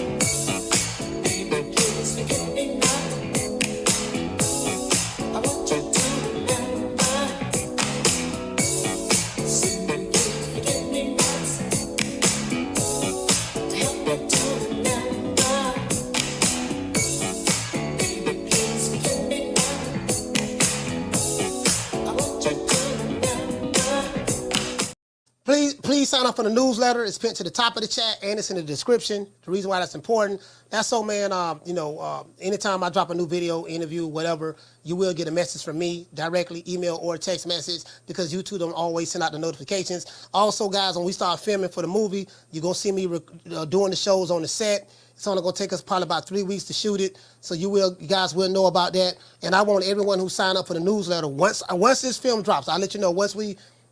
you guys gonna be the first one to see the promo once we put it all together, the promo and stuff like that. I promise you, no one's gonna see the promo except you guys. You guys gonna be the first one to see it. Whoever signed up. I'll let you know when we start shooting. We haven't started doing casting calls yet, but still working some things out. But it's going down like the Titanic. I promise you that. Funny as hell. My first film is hilarious. It's a comedy. Hate, like, share, and subscribe. Let everybody know what time it is. You know my motto. Don't meet me there, beat me there. Peace. Man, I'm out of here, bro. Let's go.